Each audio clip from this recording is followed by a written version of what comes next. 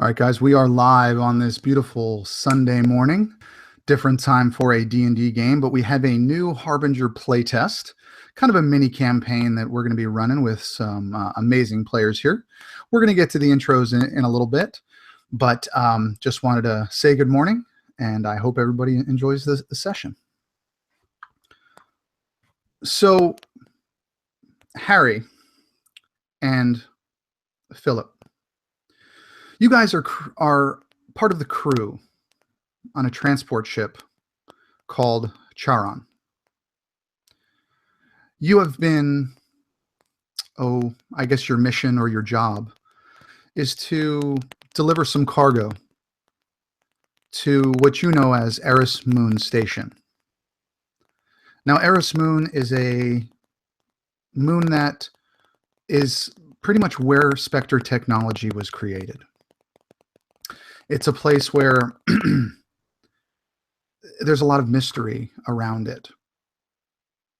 Only the word, or the public word, is that only government-sanctioned transports come through this area. Harry,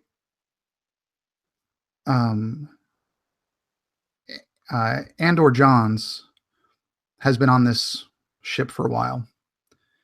This is not one of those government-sanctioned deliveries. You know that your cargo are 12 cryopods to be delivered today to Eris Moon Station. And we begin with you guys just now entering the atmosphere on Eris Moon, going through the red and kind of crimson hues of the clouds, breaking through with a little bit of turbulence. And then you hear this.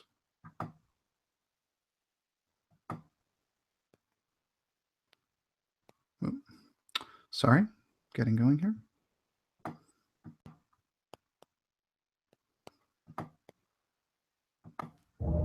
You guys better stop screwing around back there. Get that cargo tied down. We're almost there.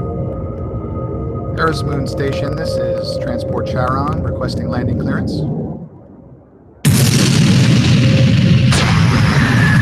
What the hell was that? Did they just shoot at us? That came from the station. Guys, we are venting atmosphere. Look. Can anyone hear me on comm? Yeah, this is Spence. It looks like it's coming from the cargo bay. All right. I think we got a breach. Go check it out. All right. Yeah. We can't fix that. The hole's too big. We can't patch it. No way to fix it. Who was in there? John was in. Jesus. I don't care about the cargo. They're dead anyway. But they're people. Shut off that damn alarm. But they're people. Just get the hatch closed. I'm trying. They're frozen. Like I said, they're dead anyway. Eject it now. Close it. Who are you trying to convince? Damn it. Good. Yeah. There had to be a better way. Atmosphere's stabilizing. Don't worry about them. They won't survive the landing. You hope. Jesus. I'm sorry, guys.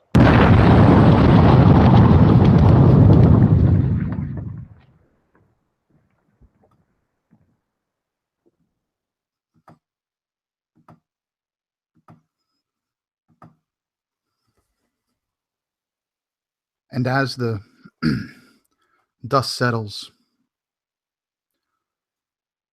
Harry and Philip,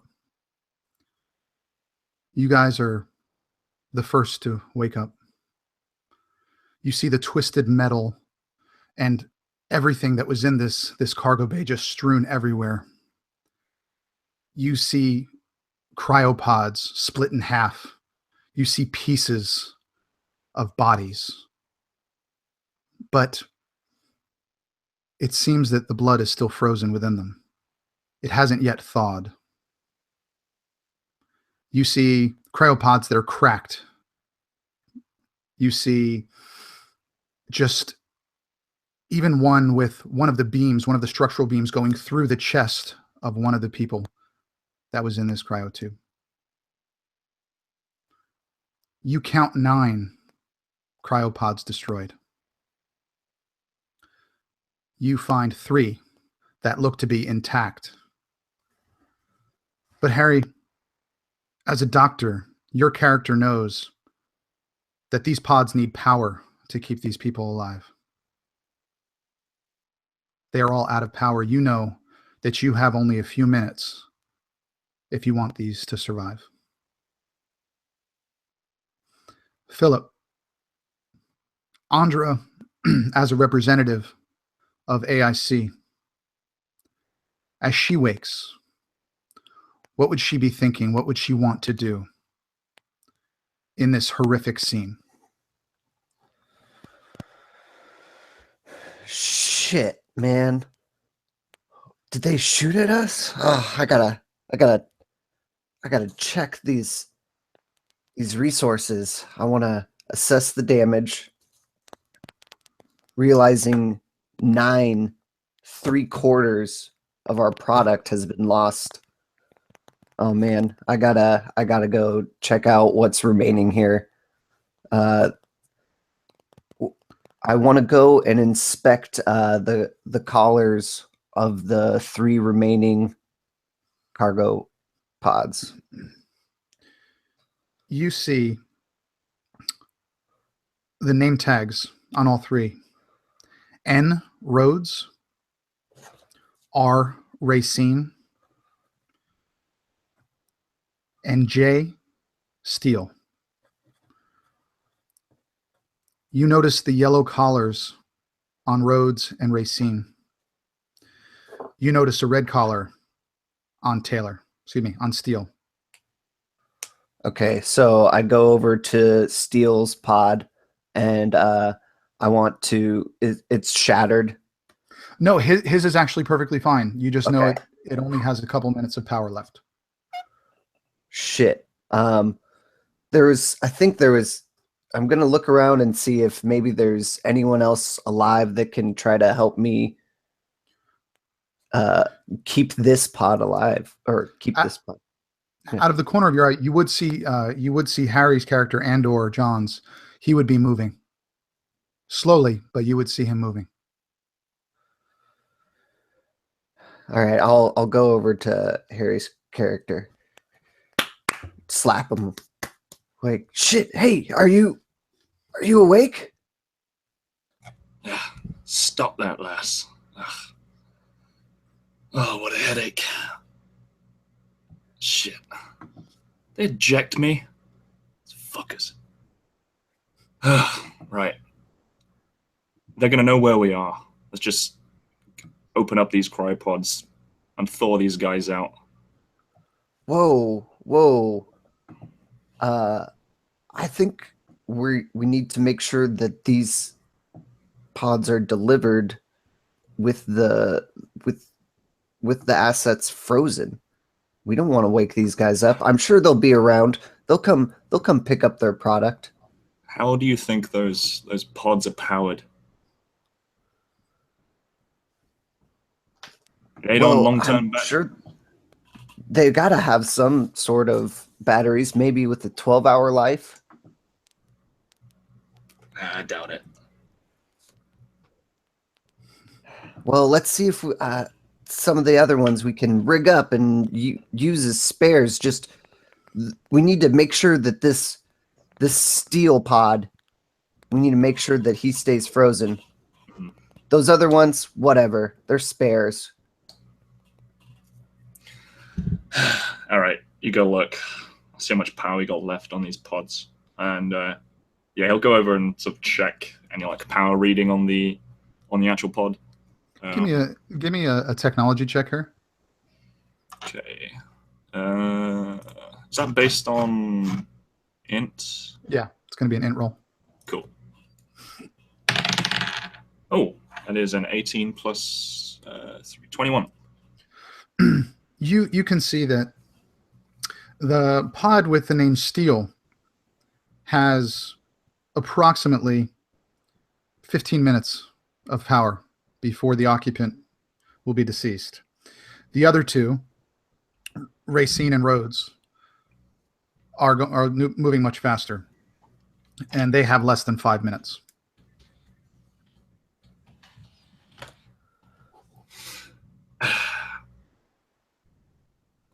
Hey, sorry, what was your name? Character's name again, Philip? Sorry. It's Andra. And what about yours? Andor. Yeah, Andor. Call him Johns. Johns. Okay. Look, Miss, we ain't got much time left on these. We got to wake him up. All right, Johns. Well, we need to keep this guy alive no matter what. So if we can wake these two guys up and make them help us find some batteries to keep this steel guy alive, that's what we need to do. Let's see if we can. And Philip, if you want to try to do that, I need you to make a technology check for me as well.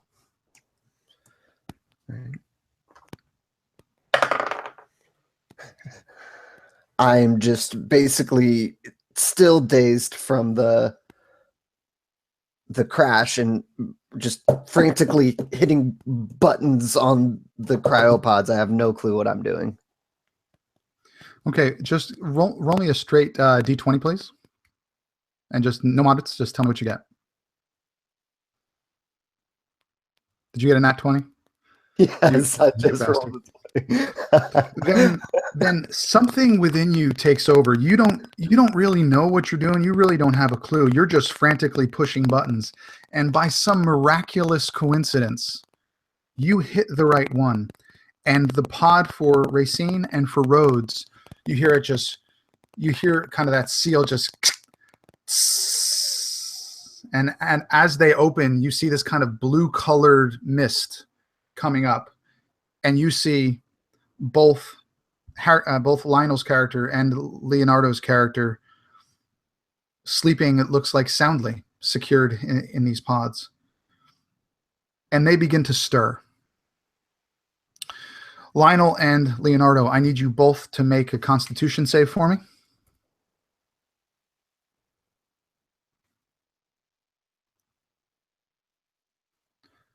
Okay.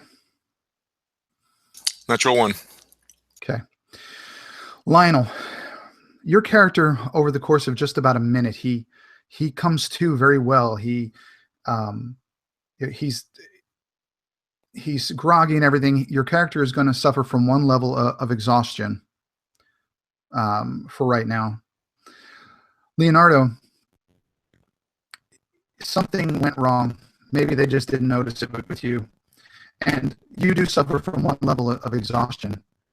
But something within you just went wrong in the reanimation process, and you are dropped to 1 hit point.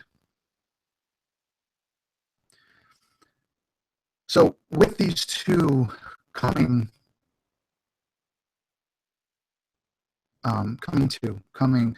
back to the land of the living, so to speak, Harry, what would you be doing as the ship's doctor? That was your position on the Charon. You kept everyone healthy.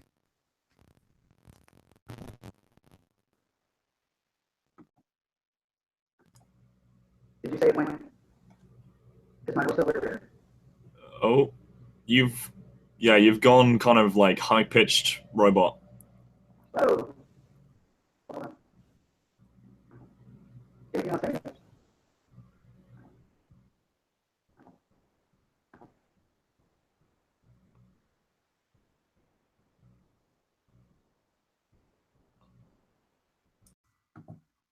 What about this? Is that better? That's better. Okay, I'll redo Reaper later when I need it. So anyway, what's the last thing that you guys heard before my voice went all weird? You were asking Johns if he was gonna save Lionel's life, I think. Yeah. No, Leo's. Oh, Leo's. sorry, Leo's. Yeah. Yeah. So what? I mean, John says that, like I said, he was the ship doctor. He was the, what would he be doing knowing that these guys came to? And you can visually see, that something's wrong. You've dealt with this kind of stuff before. You're very familiar with the medical side of this. Andra may be familiar with the technical, but you're the medical guy here. Shit. He's gonna just rush over to Leo's pod, and he'll like flick open, like pull open his eyelids, like check his pupils, check his sort of iris response. Does it just look just sort of like unconscious and out of it? He looks, I mean, he's conscious, but he just looks like he's staring out into nothing. Like he's on death's door kind of a thing, just looking into nothing, like waiting for death to take him. You know, pale, you know, his pupils are just like fully dilated. And his skin just looks pale, like he's about to go. All right. There's not much I can do here, but it's just worth a shot. He places a hand on the guy's chest. You start seeing this sort of the remaining sort of blue astra sort of that has come out of these pods start to regather and come back in, and he channels it through his hand using revitalize on his chest to see if I can jumpstart him. Okay, and what's that effect? I mean, it's just a healing effect. Okay. So it would be like 4 HP back. Okay. Well, then you are up to 5 hit points now, and you're starting to come to a little bit more, maybe a little bit more conscious. You're probably able to interact now, and all the while when you're doing this, Lionel, Nardo is. I imagine him like swinging his legs out of the cryopod and just kind of stretching. You know, he's a big burly, kind of fighter guy, and he's just just kind of looking around. What do you think he would be thinking? Just looking at this devastation and just these cryopods. You knew everybody that was in here. You guys all got put in here at the same time. Maybe you didn't know them well, but you knew them all a little bit. What would be going through his head? Nardo is just utterly confused. It seemed like the space of no time whatsoever. They were all getting put into these tubes, and then in that blink of a moment, he finds himself on the surface of this moon. Small fires burning. He sees these destroyed cryopods. He's seeing it all through this haze. He's trying to shake it off. As he stands, his legs go weak and he drops to hands and knees, and he just retches what little contents are in his stomach. God damn it. What the fuck is going on? Where am I? Because he knows what his destination is. He's assisted others many times before. And he sees the doctor, and he doesn't remember his name, but he says, "Hey, the fuck's going on?" And he weakly gets back up to his feet, and he's just kind of swaying there. And he says, "The fuck's wrong with Rondo? You better help him, Doc, or you're going to be the next one." And the threat is almost empty, because if the doctor looks at him, he can see that he is weakened by the effects of the cryostasis. He's barely able to stay onto his wobbling legs. Okay. Don't try me, lad. He sort of pats his gun. Doing my best here, but I don't have any equipment. It was shot out of the sky. Why do you think there's a pile of wreckage around? Look, go help the miss over there. She needs your help. I'll do my best to help Rando here. And Lionel, Nardo's going to be in kind of a black kind of jumpsuit. Just think like Fantastic Four, kind of, wrist to ankle. I think like a compression suit. Yeah. Like pilots would wear. Yeah. Exactly. And that's You and Leonardo are going to have that same thing.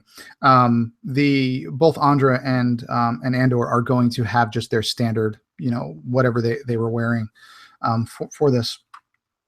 The one thing though that that Lionel, that you do notice on that one pod that they haven't open yet, you notice a red blinking light at the back of it. Because of your background, you know what this is. This is a tracking device. You know if this thing's blinking, that an SOS has been sent, and the company will most likely send a retrieval team. You can do that with that knowledge, whatever you choose. You can share it or you can keep it to yourself. Yeah. So Nardo kind of on shaky legs makes his way over to that pod. He reaches down, grabs a rock, and he just smashes this red blinking light. And smash, and the light it blinks one last time, then just goes dim. He drops the rock and he looks at Ordra and he says, "How can I help you?" And he's just, chest is heaving. He's just got spittle running down his chin. He hasn't even wiped it aside. His face is just crisscrossed with scars. I'm not much help in that department, but I'll do what I can. That others would have seen him smash that tracker. Okay. Hey, you're destroying company property. Get your ass over here and help me find some batteries to keep this guy alive. Yeah, so I would what Nardo would do is he would take the command, and he would immediately start going to the busted cryo tubes and try to see if he can salvage any of their batteries. Sure. Give me an investigation. Oh, sweet. Do. Can I assist him so he gets advantage? Absolutely. That's good because my dump stat is int. Oh, nice. 17. Okay.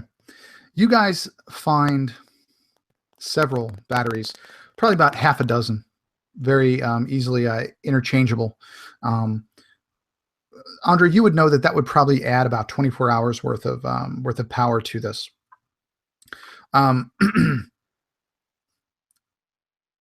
It's something but unfortunately, that pod cannot be moved.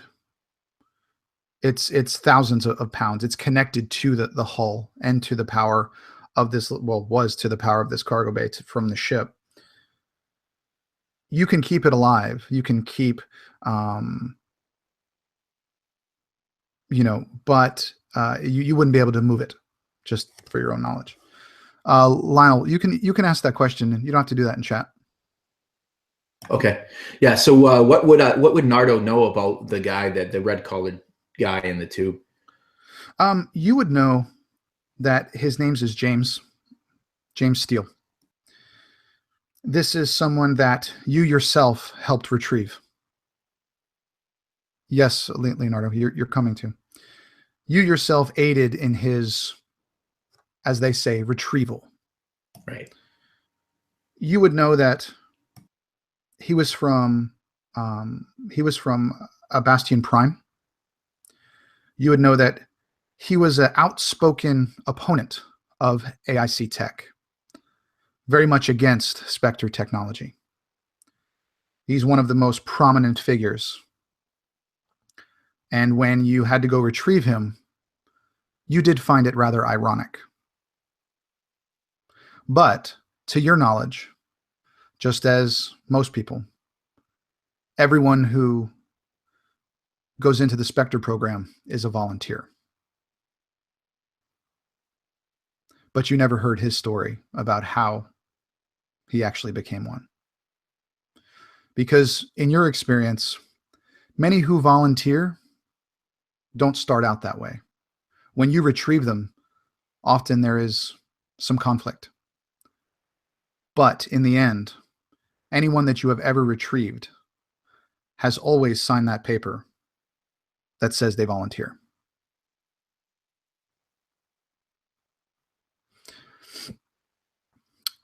And any other questions, guys? Okay. So Rando is kind of coming to, and again, he kind of sits up and swings his legs over. What would he be thinking and feeling right now?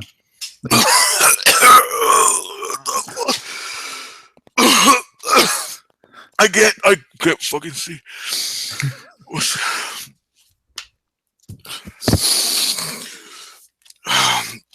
What happened?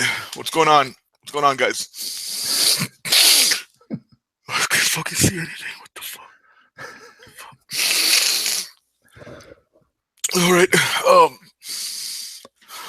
As Lee looks around, trying to figure it out, everything looks blurry and hazy. I feel like I just ran a marathon. What happened?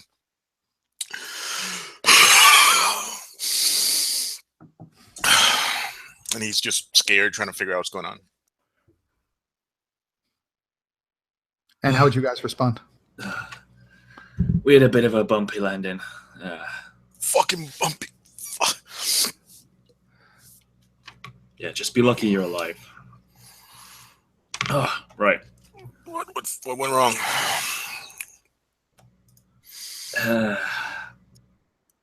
I'm not sure. Anyway, just eat this. And he's going to bring out the sort of like a jar of this like this paste, and he's going to take just a little bit out, make it into a ball between his fingers, and just sort of shove it into Rando's mouth. Eat what the hell? Yeah, I'm using one of the charges of that ointment thing that I've got. Give him some extra HP. Okay. And how much HP is he going to get from that? So I'm just looking for another D8. Oh boy. Okay, that is only an extra 7 HP back. Okay. That gets you back up to 12. Leo, you're going to feel a little bit better. You're still hurting, obviously, but you're not on death's door. It's like right now you would feel like you have a really bad hangover. You know, just the stomach's churning, the room's kind of spinning. You're a little groggy, but you know you're going to be okay, kind of thing. And you got any more of that? And as you guys, kind of continue to focus on each other. Again, Lionel, you with the highest perception, you notice a giant kind of rip in the cargo bay. And you see outside. And you notice that the ground is bright white.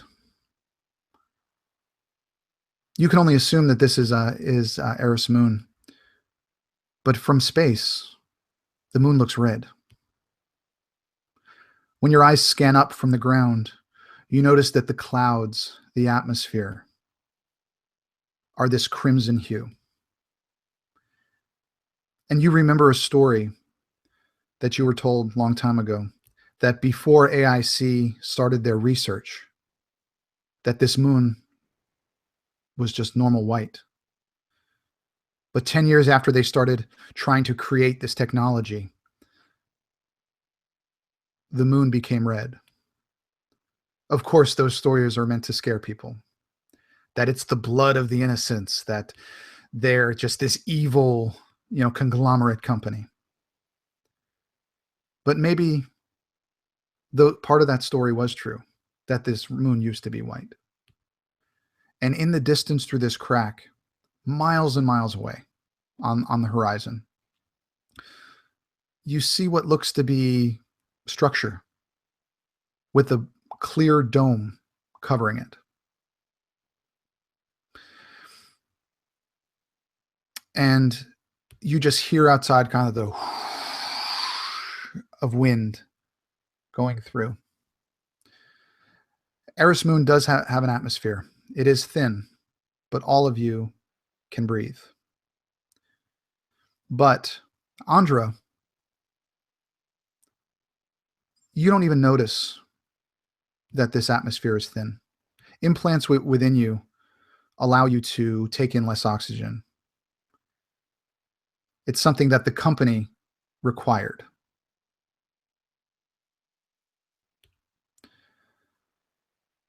What would you guys like to do?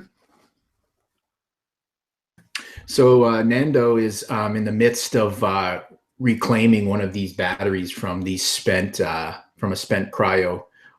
He doesn't even look at the.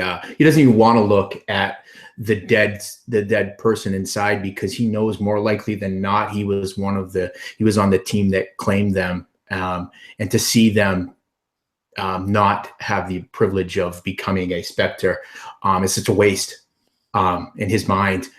So he rips this battery loose and he walks over to Andra, and as he's kind of setting the battery down with the others, he looks up at her and he says, "I saw a structure out there through that crack.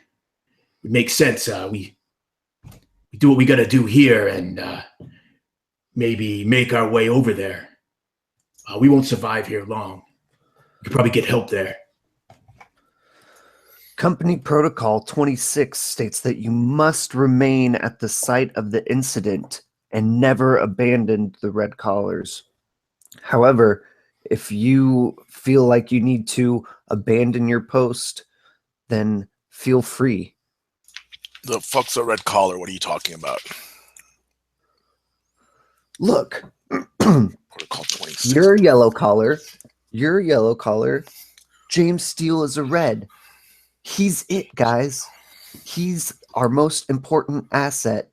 We need to preserve him. Is he still in the box? Yeah, only about 15 minutes of battery life left. We've got these spare batteries. Do you think you can rig them up? Yeah, hell yeah, I can rig him up, but let's get him out. He can walk better. It's easier to take him where we need to take him. No. If he's awake. We have to keep him in the cryo state. He could I'm not die. in the fucking cryo state. Why does he have to be in the cryo state? We got lucky with you. If we try to bring him back without the proper facilities, you've seen our doctor. Proper facilities. I mean, a crash landing just opened my tub, and I'm here, right? So I can figure this out. We can figure this out. Let's get this guy up. Let's get him walking to where we need to go. Let's do this. Come on. Listen, volunteer. This isn't your I'm call. a fucking volunteer too. Randall's right. My call. We have to bring him up. There's not enough battery life here. It makes sense to me, exactly. I mean, he's gonna die if we don't have the batteries. How many batteries we got? 6. Shit, 6 batteries. I was gonna do the math here, man. All right, I don't think we have enough, man. We need to get this guy up. The company is going to be by soon to collect him. They'll save us. We'll define soon. I'm sure they'll be here within 24 hours. Yeah. Once you say that, Nando thinks of the tracker that he smashed. And he looks at you and he says, "Company's not coming. Company's not coming at all." What do you think of that? We're making our way to that structure, and we're unfreezing this guy. Doc, get your ass over here and unfreeze this guy. Wait, hold on. So we want the company to pick us up, obviously, right? So why are we not staying here?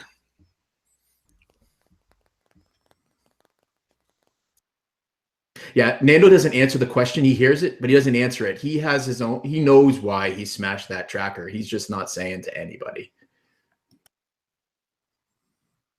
So I'm in for waking this guy up. I'm in for waiting for the company. I need to get where we need to get to. I volunteered for a reason. I got shit that needs to happen. So I'm in for staying here and getting this guy up.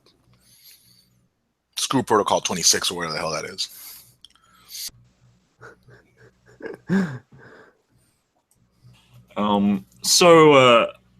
Drake, how much would Johns know about the actual shooting down of the ship?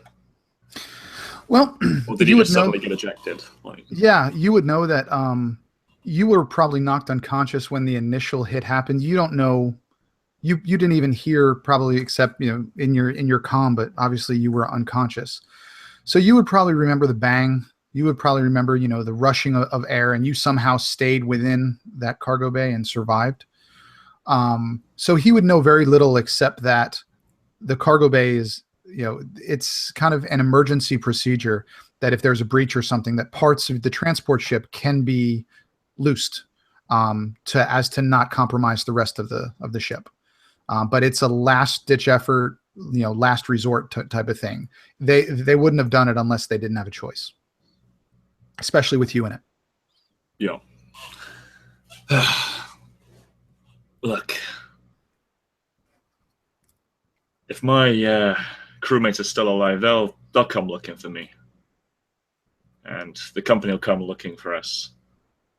We're better off just staying here. Hell yeah, I'm in for that.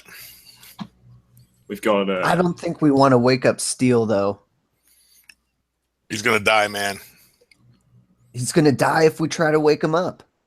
I mean, like I said, if a bump in the road woke me up, I'm pretty sure I can figure this out. Look, I'll start walking to Steele's thing and start studying it. Look, just hook up the batteries. We have more time to just wake him up properly. We just need the power and the time. How much time do we get? How much time do we get from these batteries? 24 hours. Oh, no, I'm actually in character asking. Oh. Sorry. Let's see. Let me count these up. It looks like roughly 24, maybe, give or take, assuming the batteries don't mess up in the middle. What are you thinking? That's enough time. The company will be here by then. Wait, why do you think the company's not going to be here? Trust me. They're not going to know where we're at. I mean, doesn't this place have a tracker? I'm pretty sure, right? It's their assets. Hold that thought. Lionel, give me a deception check, please. Oh, shit. It's going to be good.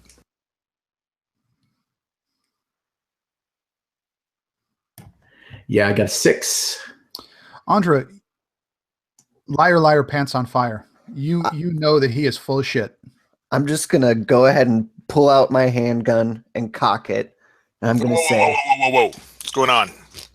Listen here, volunteer. You tell me what the fuck you know, or I'm going to put a bullet in your head. We don't need your mind. We just need your body. Shit. Fucking Protocol 26 gets rough. Yeah. Yes.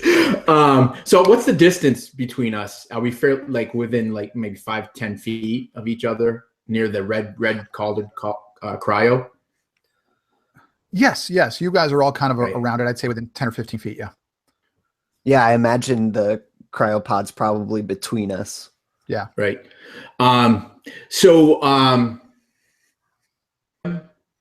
He'd kind of tilt his head a bit, and again, no, he didn't try to hide. And I guess I thought we were outside, so we're inside the still. So he would have used like maybe a broken pipe or something to smash that tracker. And again, he didn't try to hide it. And he cocks his head to the side and he looks at her and he says, "Are you gonna use that fucking gun? Well, you better fucking use it, because if not, I'm gonna fucking snap your neck." And he is going to just stand there and just try to intimidate the fuck out of her. He's a big dude. He's like 6'6", and he probably pushes like 260, 265. Give me an intimidation roll. And yeah, good. Yeah, it's a 15. Andra, I think that's a pretty successful intimidation. So how would you respond?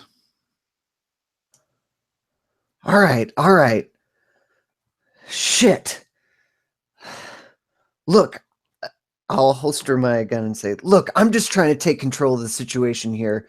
I know management's going to be on my ass about this wreckage. Do you know how much paperwork's going to come of this? We just need to figure out a plan. And look, we're on the same side here. We'll get you into the Spectre program, volunteer.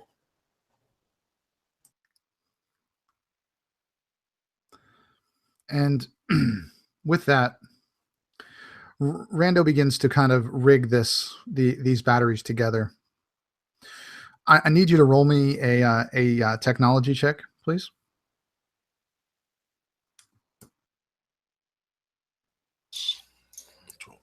Uh, 17. Okay. So you're going to successfully rig 5 of these. So you know that it's going to supply roughly 20 hours worth of power. Got you guys 20, but I still think we should get him up because he can walk with us to wherever we need to go. We can't carry this thing.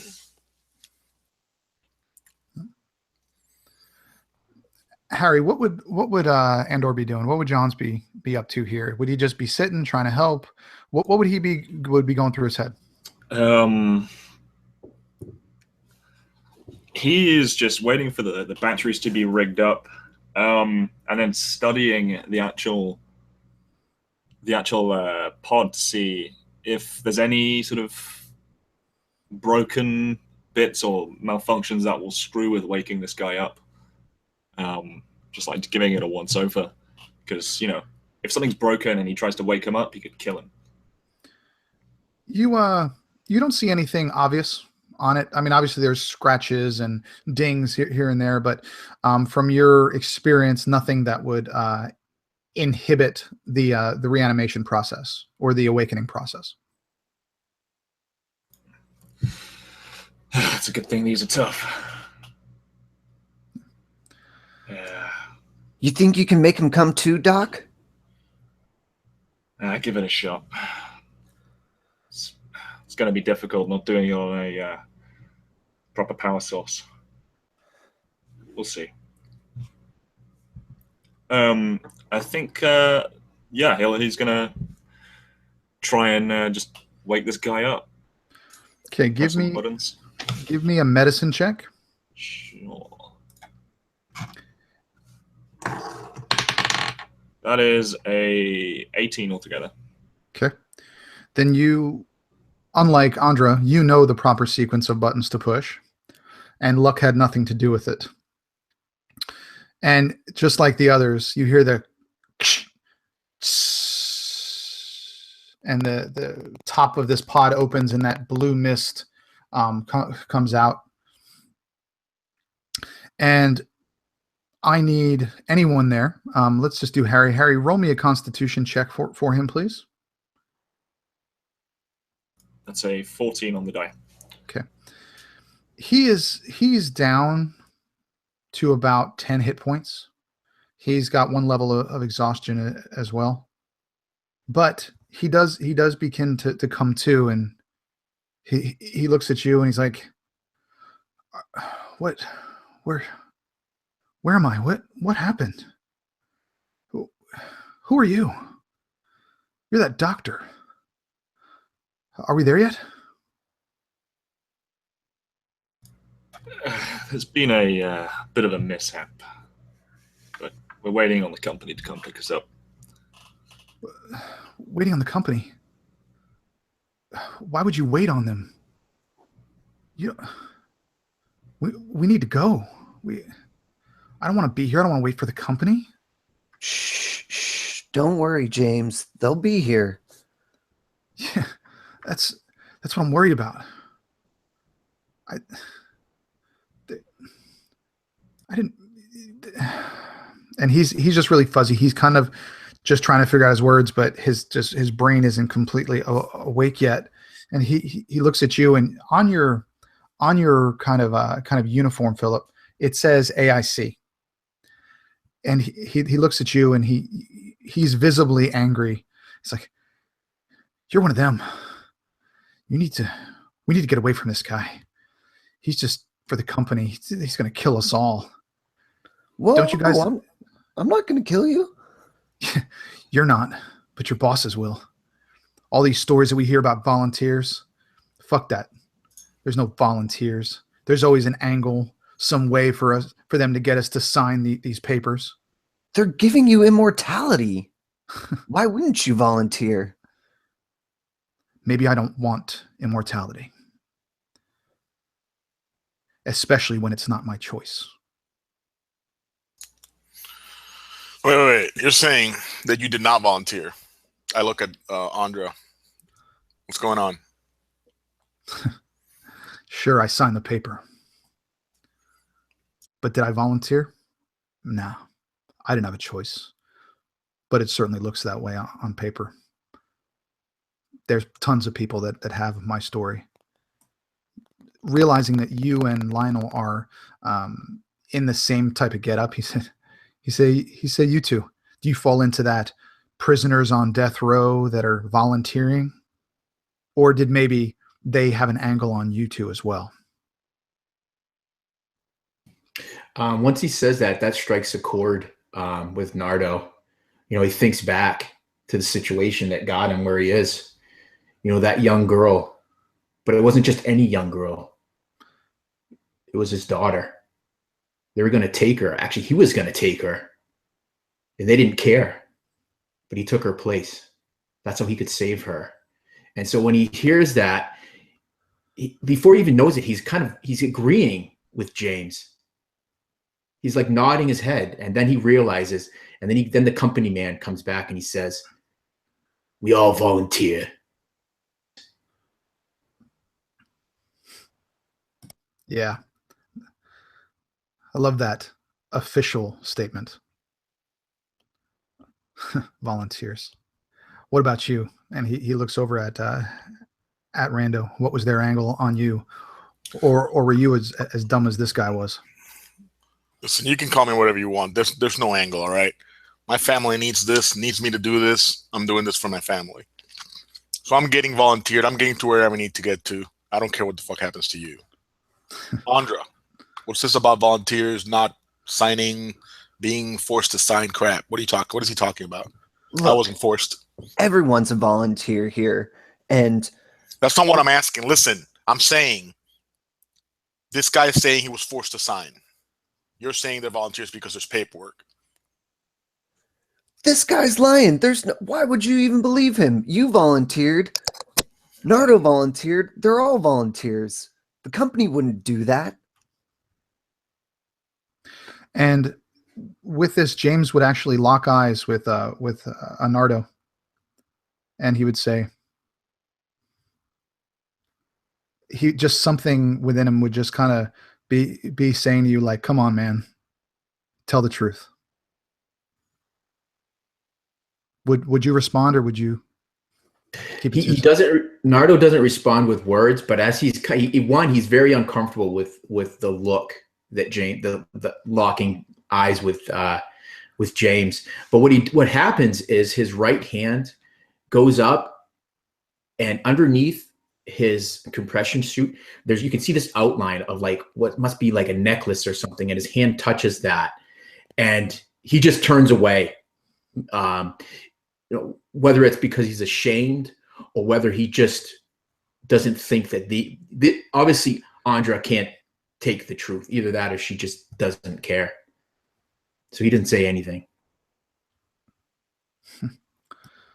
And he knowing that it was a struggle, he would just shake his head. Fucking coward. And he would look over at the dock. He's like, to Harry, and he'd say, "Look, just get me up. You guys don't need to worry about me. I'll go off on my own." No, you won't. He's rescinding his volunteerism, or whatever the fuck that word is. So clearly he can, right? He signed a contract. That's legally binding. Once you go into cryo sleep, you are the property of the company. It's a goddamn person. Yeah, Nardo interrupts at that point. He says, "Bullshit. Bullshit. That contract's null and void in my eyes. Once they freaking jettisoned our asses out of that ship." Look, that I'm contract's sure done. there was Shut your some mouth. malfunction. And he would take a step closer to Andra when he does that. But he's still weak. So he kind of staggers a bit. And then he kind of rights himself and he says, "Bullshit." And he looks at James and he says, "You're going with me." James would nod. And he would say, "Who else wants to come? Leave this fucker by himself. He can explain it to the company." I mean, I can't. I can't. This needs to happen for me. So I can't. You do what you got to do. But I'm making sure this suit over here doesn't think that you guys are not people and can rescind your volunteerism or whatever. I'm not letting the prime asset out of my eyesight. I'm not letting you make slaves out of people, so somebody's getting beat up. It's looking like it's you. You're Just do your best. volunteers. You're not slaves. So Nardo would smile at Andra at that, and he would say, "So it looks like you're coming with us then, because we're going." And he would start getting whatever shit he can get together. So Nardo's plan is to head towards that structure. Okay. And as you guys are, Harry, would you have anything to add to this? I think he just look between the four of them. Just as far as I'm concerned, my job was to deliver these three to Eris. They're on Eris. I don't give a shit what you guys do. But I'm gonna get back with my crew. Okay. Philip, Lionel, and Leonardo, you guys all get a point of inspiration. That was great role play there. So as the three of you, kind of get prepared to go, you can kind of scavenge, what is there. You can, there's probably some like exosuits, so just kind of random, suits for, clothing there that you could find. There's metal, and you could kind of makeshift a pipe or a piece of metal into a sword or a hatchet or something like that. Just something to hold.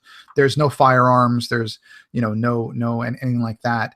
But you could at least get yourself prepped for, in case something happens, you could kind of, Frankenstein some type of a weapon to defend yourselves. It seems like Andra and Andor would be the only people that really had a firearm or anything like that.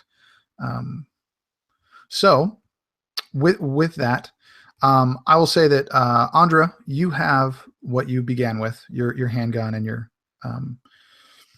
I think it was Club baton. Club. Yeah, you have a little baton. Rando, you're going to have, like I said, just kind of a small piece of like kind of bent metal. It's going to be the equivalent of like a hatchet or like a hand axe. Lionel, I think Nardo, he would just get a big old pipe, just kind of a two-handed thing, and just basically do the equivalent of like a maul, like a 2d6 maul. And as I said, Harry, you're just kind of chilling, but you do that. And as I'm assuming that the three of you, or the four of you with James, as you begin to start walking outside, Harry, you notice like a little kind of sparking coming from the pod. Something that you didn't notice internally. You hear these batteries start to charge up, kind of and you see just from, this is not a good thing. Basically, these batteries are beginning to overload, and you know what this means. Rando especially would know what this sound is.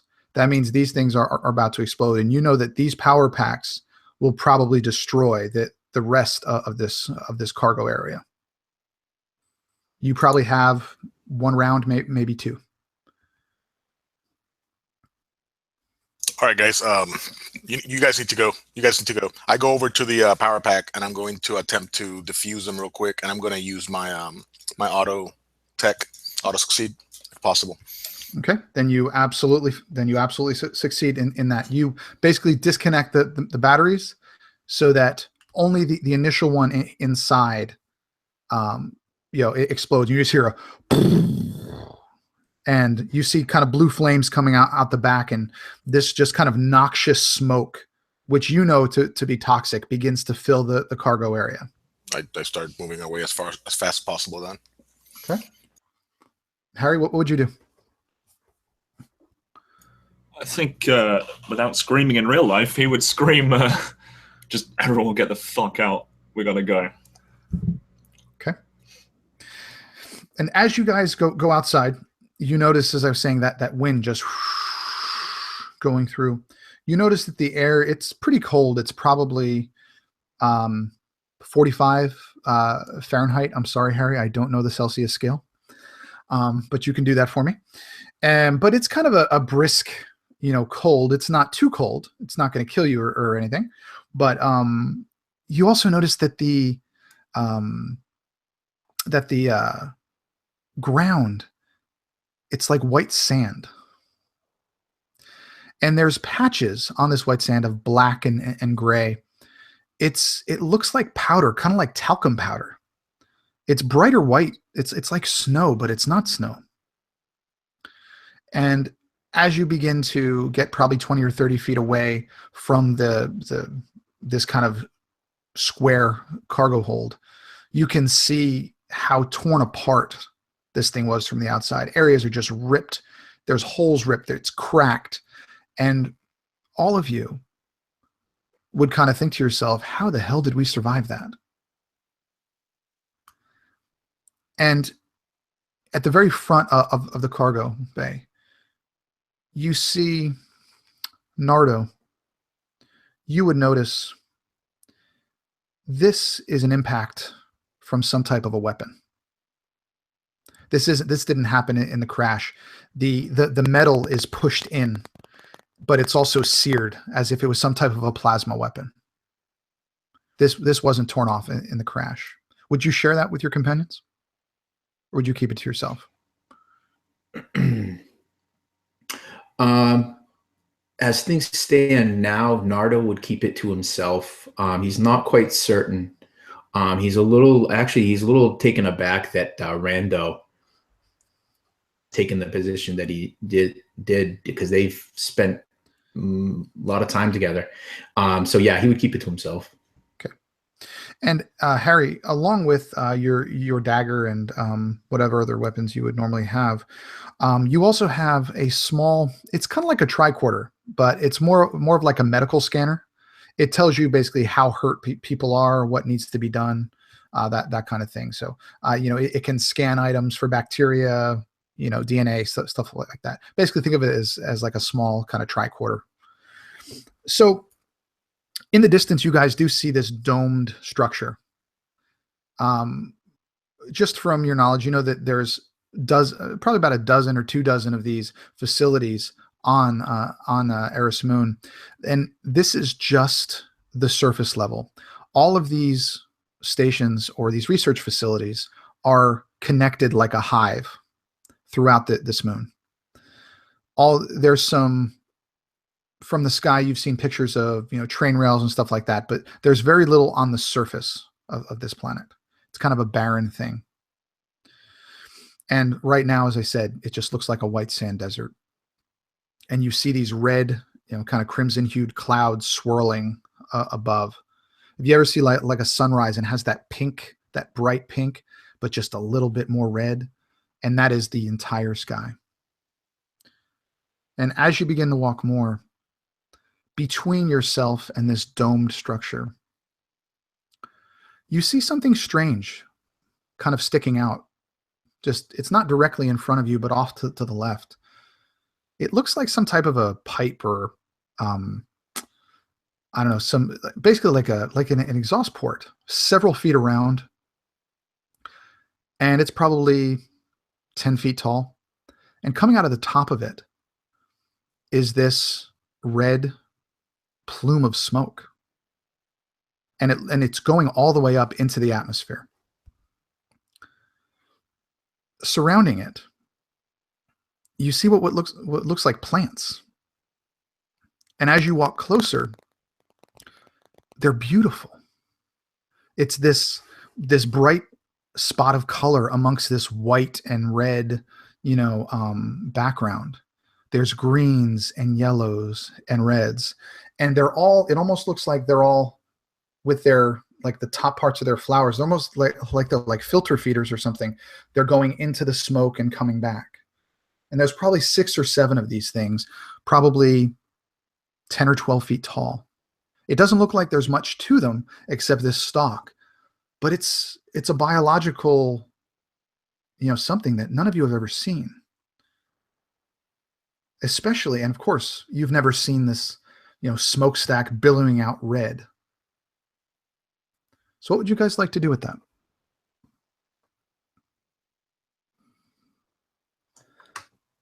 This isn't a walk in the park, boys. I say we go straight to the research facility and don't even bother with this. We need to get James to the company.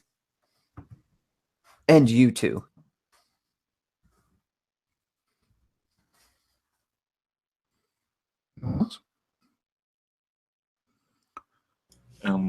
I think with a like just that sort of like just he wants to know what those things are feeding on. And he has a suspicion, but he wants to know for sure. Okay. So yeah, I'm gonna go closer and try and like sample a bit with the tricorder. You would need to get to about 30 feet from this thing, and it's probably going to take you a solid, 20 or 30-minute walk, kind of downhill, to get to this kind of plateau. But you could absolutely do that if you wanted. Ah, shit, Doc. Come on, we don't want to do that. If what I think is true, yeah, we want to do this. These guys need to know. Need to know what? Just follow me and we'll find out. What about Rando and Nardo? What do you guys want to do? Yeah, Nardo would just, he has no interest in these plants and he's not practical to the mission. The mission is to go from the cargo hold to the structure. This is just a distraction, but he will stay with the group. He's just kind of pushing James along with him. So if James slows down, he'll kind of nudge him forward. What's the plan? What are you trying to do? Yeah, what do you think this is, Johns? No, yeah, exactly, Johns. What's the plan?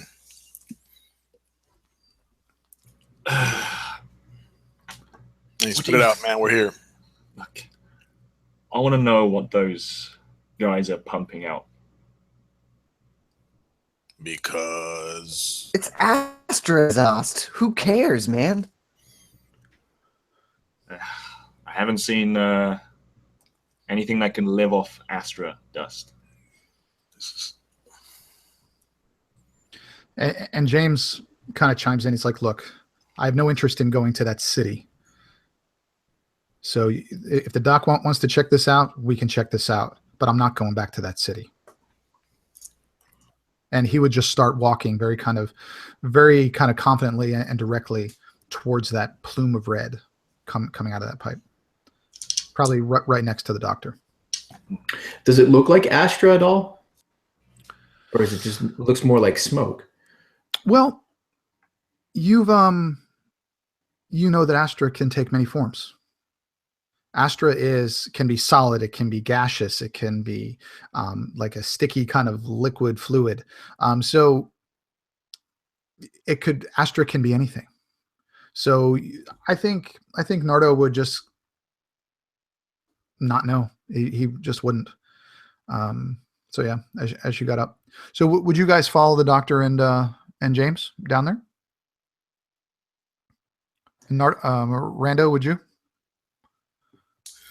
I mean, if the group goes, yeah, but I'm reluctant, completely uninterested in doing a sidetrack. Okay. And what about Andra?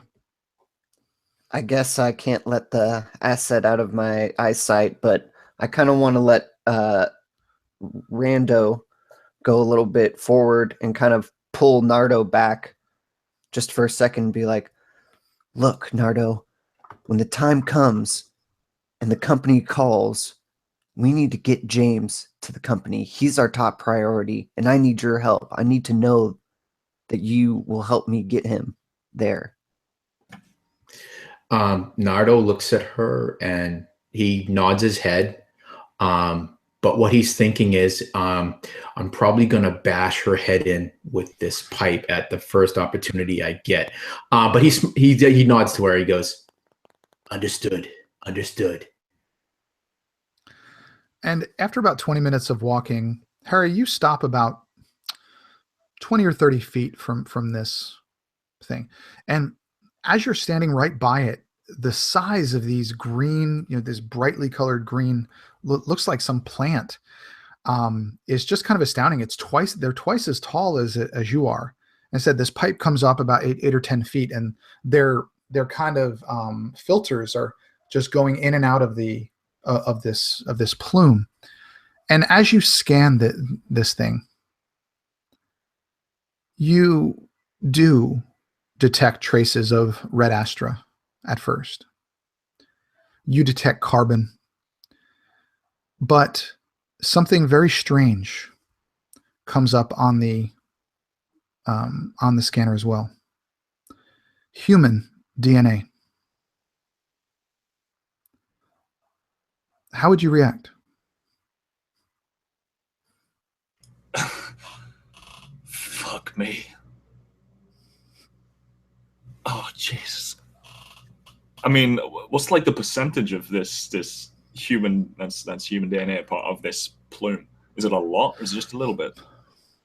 I'd say the red astra was probably the majority, which is probably about 50%.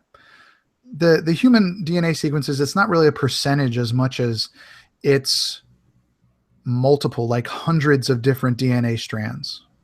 It's not just like one human.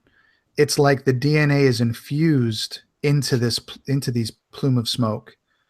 You've never seen anything like it. But whatever is coming out of that was once human. Oh, Jesus.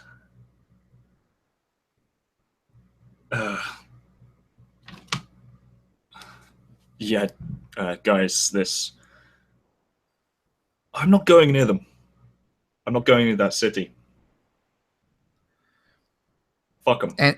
And just as you wait, and just as you say fuck them, you hear like a whoosh, and you feel something wrap around your right bottom ankle, and you look over your shoulder and you see one of these plants with its flower opened up towards you, and something has shot out of its mouth and is now wrapped around your right leg, attempting to pull you closer. Roll for initiative. Okay.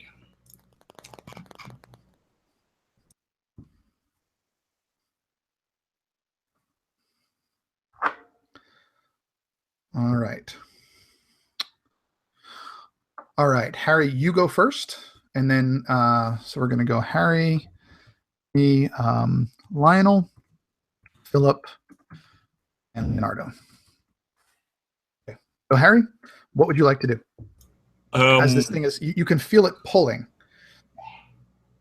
I think he'd turn to face this plant, draw just this huge sort of column of smoke, this red astra smoke from the exhaust, and it condenses in his hands before just shooting out in this almost sort of electrical sort of energy as it just beams towards this plant. I am boosting a plasma beam at this thing. It needs to make a Dex save. Okay. What's the DC? I think it's 13. Okay. He fails. He rolled a 6. Cool. And boosting would take me up to... Oh, I need a lot of D6s. All right. Okay. Talk about a fistful of dice. Yeah. Right. Well, oh, okay. That's 18 fire damage. Okay. So along with hitting this thing, and I imagine like searing part of its stalk, part of its stem, because it is a plasma beam of red astra, you've actually blown a hole in this exhaust pipe as well, but behind it. And you can see this pipe with its, with its wires and everything, just kind of, sparking. And it's this column starting to billow out from the bottom of it as well. And it kind of changes the way that the smoke is moving. It was just kind of a standard column before. Now it's kind of coming out the bottom too. So he is going to attempt to pull you closer.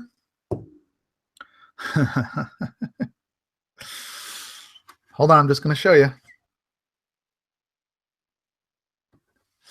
And he is going to He is going to pull you all the way to him, and you are going to be grappled, Harry, as the vines wrap around your body, and you are right there as this open flower, and you can see deep into its mouth where there's actually teeth in there, and it is holding you there, and you are now grappled. Basically, you are restrained. Nothing else is going to happen this round, but with that, as you get closer, two of the other plants turn, and they face you, and they open those flowers too. Next is Lionel. All right. So this is confusing for Nardo. He's a trained soldier, but he's also trained to follow orders. So he's conflicted. It's like, where's James? Because that's the first thing is, I have to protect the asset. The asset has to be protected. The doctor is expendable. So if James is safe, next thing would be he's going to try to see if he can save this doctor, but only if James is out of harm's way. James is not engaging. James is standing far away. He's being very nonchalant, just whatever. Oh, nice. So he's just going to look at him real quick and say, "Don't fucking move." And he's just going to go forward and try to, but he realizes he's still weak, but he just gets that rush of adrenaline, but then he gets that rush of red Astra as it just kind of goes around him like a little nimbus, and it spreads down onto this makeshift weapon that he has. And he's just going to go up and just try to slam this tendril or whatever that has wrapped itself around the doctor. Well, he is now up near this thing's mouth. He's actually hanging up by its mouth now, so you probably can't reach that tendril. Okay. Can I reach the base of it? Yes, absolutely. I'll definitely strike the base of it then. Okay, roll. You need to hit with 14.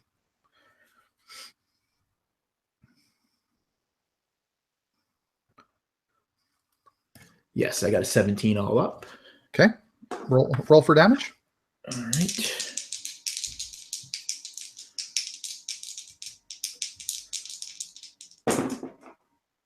My damage is not very good. It's 5, 11. And I believe I do an extra D6 with my Astra. If you do the Astra infusion, yeah. Yep. So it's 10 bludgeoning damage and 3 Astra damage. Okay. So what does this look like as you're just taking this pipe and walloping it into the stem of this thing? Right. So what the others would see is they would see these just like sparks of Astra as the pipe strikes. Nardo's not quite able to hit it quite as hard as he'd want. His strength having not quite fully returned. And they would I'm not sure what the juice of it would look like, but what I envision it looking is it like this rainbow of Astra, like red, blue, yellow, green, and it just kind of spatters out, some of it hitting across the lower half of Nando. And he's going to take another attack. Okay. And that is a 13, 19. And he'll do, much better. 15 bludgeoning damage and only 1 Astra on that one. Okay. So as you take this pipe and just wallop this stem, the stem actually severs. And there's so much force in this with that kind of crackle of the red Astra. Describe to me what it looks like when this plant basically falls over as you've cut the stem off, or basically crushed the stem off, and Harry falls to the ground, still wrapped in this tendril. Right. So it's just a shower of Astra and plant. I don't know, juices for lack of a better word. And Nardo is he's just like in his element. This is what he does. He kills shit. And so it's muscle memory. He just woof, woof. As he hears the doctor kind of fall, he just yells, he says, "Save the doctor." And then he himself kind of maybe staggers a little bit because he's really kind of exhausted himself swinging that as the adrenaline starts to fade. And that first initial rush of Astra that he gets as he charged this pipe starts to fade too, though the pipe itself is still kind of humming with this red Astra. And next is going to be Philip. Witnessing how Nardo has just demolished this plant, feeling pretty proud that that volunteer is going to become a part of the Spectre program. Andra is going to go ahead and try and focus her security of the assets and shouting to both Nardo and Rando. And is the doctor within 30 feet of me? Yes. He's still bound in the tendril and basically just fell. By the way, taking 3 points of bludgeoning damage, Harry, as you fell from 8 feet. But yes, he's within 30 feet. Okay, good. So I'm going to kind of just hang back a little bit then and cast Emboldening Presence, which is Blue Astra with reduced fade. I'm going to boost it. And so you three are going to, for 1 minute, whenever a targeted creature makes an attack roll or saving throw, you can add a d6 to the number on your attack roll or saving throw. And I'll also boost it so that you guys get to add 2 to your AC for a minute as well. Awesome. Securing my assets, man. Okay. Nice. Or covering your assets. All right, Leonardo, what would you like to do? The doctor is still there. So Rando is scared. He's still exhausted. He's still wounded heavily. He's pretty scared. He doesn't know what's going on. So he quickly scans around, sees that this is a problem, but focuses on the man that's cutting things out and helping around.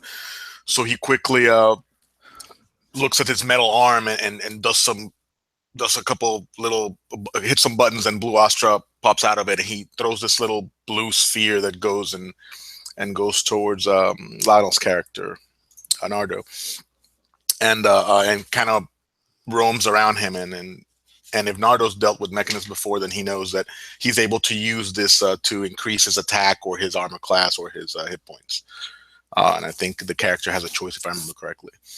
No, you make the choice of what type of spheroid you deploy. So I'm going to deploy, make him harder to hit because I'm scared about. I don't want him to go down, basically. So it's going to be 1d8 then. Okay. Armor class, and I roll or he rolls it. He rolls it when he chooses to use it within 10 minutes. Perfect. And that's a bonus action. Okay. And I'm going to attempt to move away from these things, and because all I have is a pipe, right? Yeah, that's all. So, yeah, you just had a little hatchet, basically. Yeah, I'm going to try to move away and not get close to these things and stay behind somehow. Maybe get closer to what is it, Jason? Yeah, no, James. Sorry, James. So we basically have Andra kind of buffing everyone. You have Lionel at the base of this thing, crushing the stem of this weird plant. You have James pretty much not engaged. You have Rando kind of running away, and in front of these other two plants, you still have Harry wrapped in vines, restrained on the ground. So Harry, it's your turn. You can attempt to break the thing with a strength check of 12, by the way. Yeah, I'm gonna just panicking and just try and scrabble out. Right, let's see.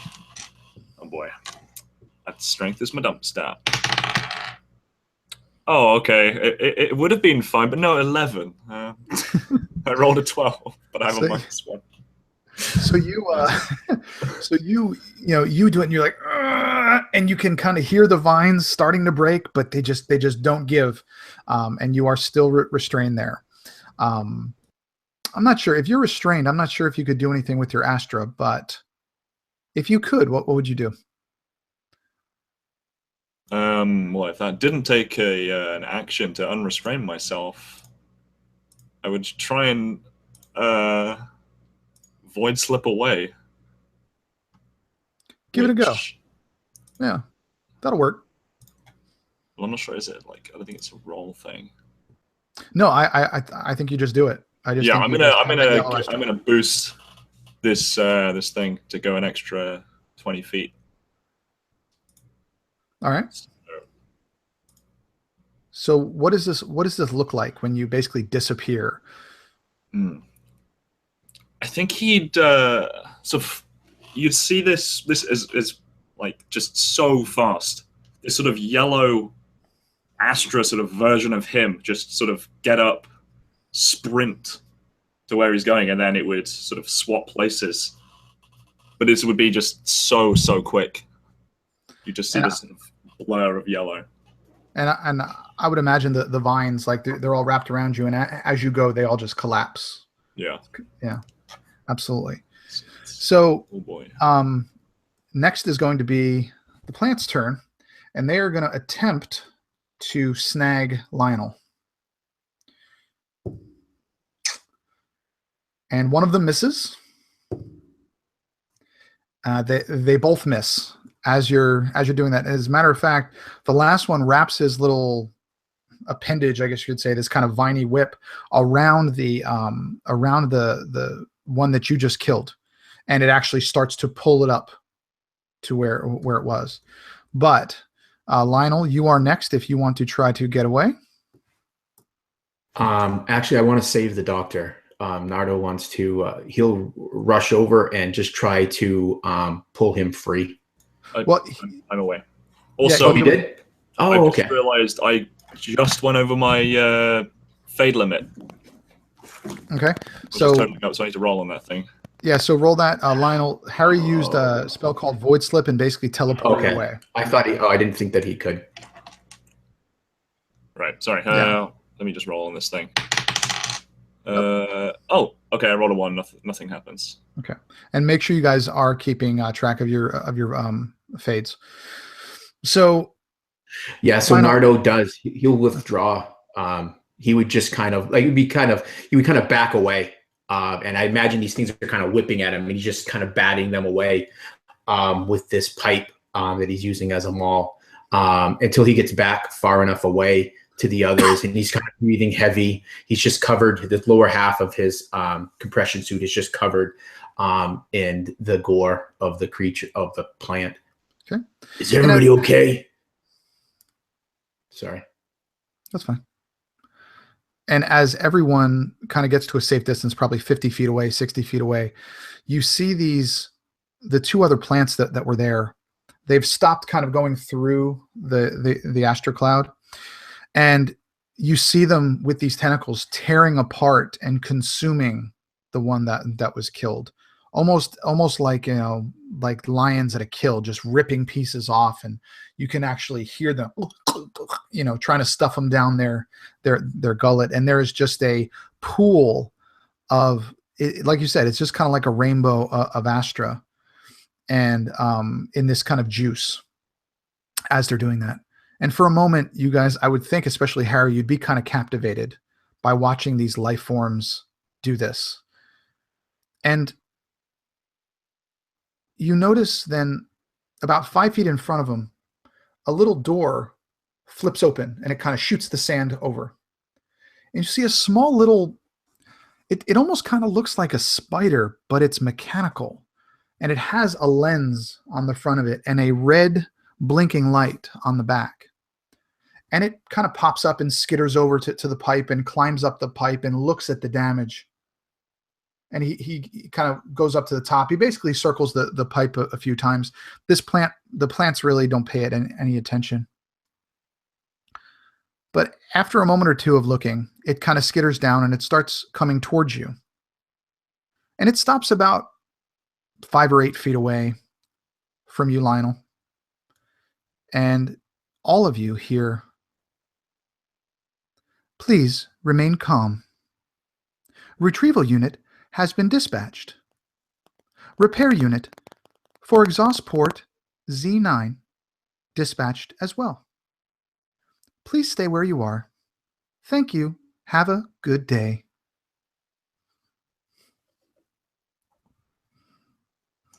By all the moons, Doc, if I end up getting fired because of your stupid curiosity, I'm going to do something worse than those plants would have done to you. He'd pull out his handgun and point it straight at your head. Oh, so you do know how to use a weapon. You should have done that back there.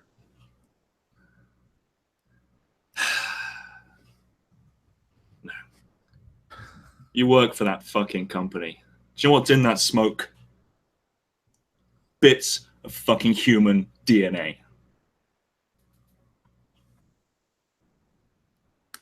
Kind of just like pale, all the blood rushes out of Andra's face, and she's just like kind of stunned by what you've just said. Your fucking company is evil. Hold, No. hold. You said human DNA. What are you talking about? You know, in every one of your cells, your DNA. Yeah, I get that, but you're saying that this pipe is pushing out human DNA. Yeah, mixed in with the Astra. That makes no sense. That's a lot of people dead in that smoke. I look at Andra. What the fuck? Does Andra look like she knows what's up, or she's just pale in confusion? Yeah, she's sick by the implications of this. Okay. I just look at Andra and realize that she clearly has no clue what's going on either. I just shake my head. We need to get the fuck out of here then, before that team shows up. I look at Nardo. What's the plan?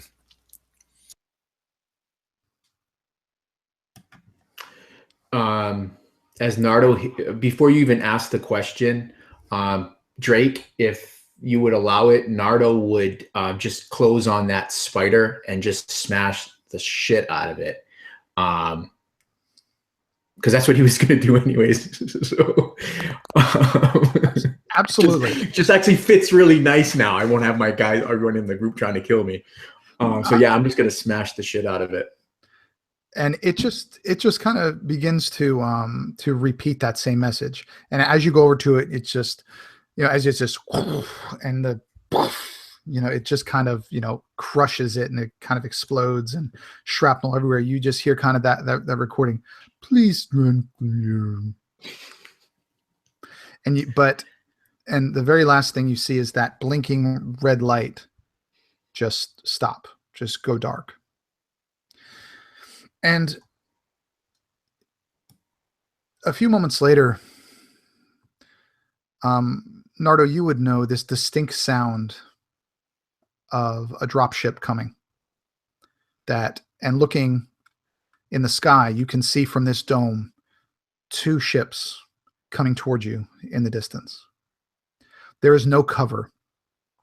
The only thing here is that pipe. It's just like the desert. You probably have 2 minutes. Yeah, so all Nardo is, he's not a thinking man. He's a man of action. He would just yell to the others, "Dropship's coming, quick. We don't have time." And he would just leave it at that. He'd be hoping that someone else could figure this out, because he can't puzzle this out.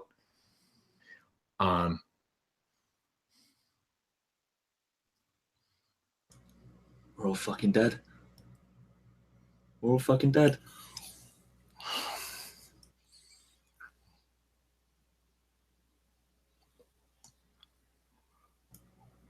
It's just I don't know what to do. Oh fuck! He's just still hand just shaking with his gun, trained on Andra, but he's not. John's right. John's. Yeah. Lower that shit. Can we survive that pipe? What does your thing say? We can't breathe in that. There's no air. It's just Astra and DNA. Ugh. It shakes thinking about it. Are you sure we can't breathe on it, or you think we can't breathe on it? There's no oxygen. We can't breathe. Perhaps, what about Rando? The hatch? Yeah. maybe we can rig up some way to take my breathing device and extend it to all of us. Maybe we can survive that pipe. You think you can do that? We have very little time. How much time do we got? 2 minutes. 2 minutes. All right, let me look at this. I'm gonna see if I can jury rig some form of way for this device to maybe create a bubble or something like that if possible. We stay close. Give me a technology check. All right.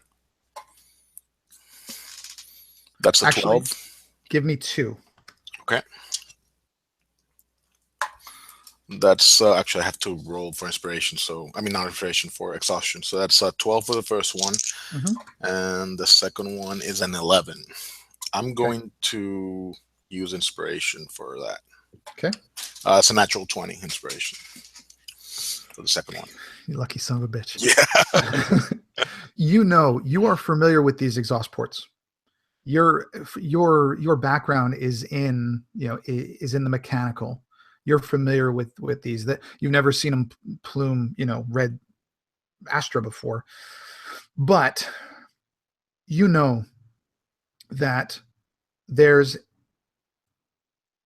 a control within that pipe about 30 feet down by maintenance workers to stop that pipe from going. That way they can repair the top of it. Usually it's done by some type of a droid or a robot.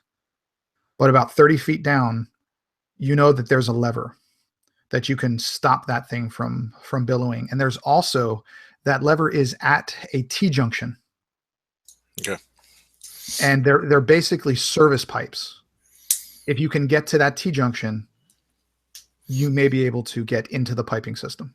All right, guys. So I've dealt with this before, or similar structures. I think there's a panel where I can stop this from exhausting. So I need to get in there. So Andra, I'm gonna need that rebreather you got on, so I can get down there, make it stop, and then we can all get out of here. This is not something that you can just take off. Did not know that. You can do it. It's actually like an implant in his chest. Now it's on the surface.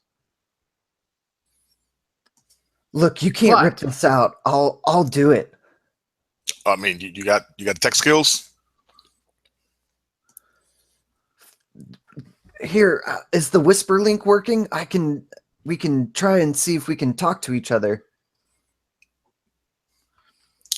Yeah, you guys could probably within 30 or 40 feet, you should be able to communicate.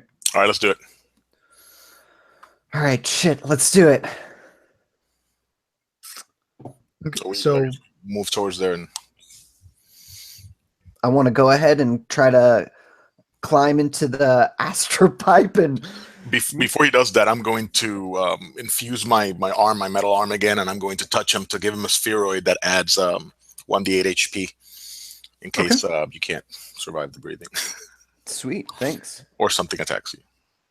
So how would this look, Philip? Forget about actually going into the pipe. How would you go about going to the pipe? Shit. All right.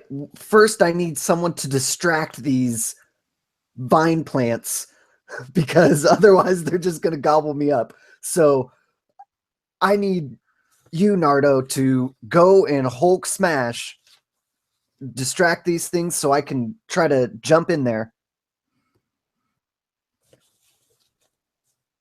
Yeah, Nardo would follow the order.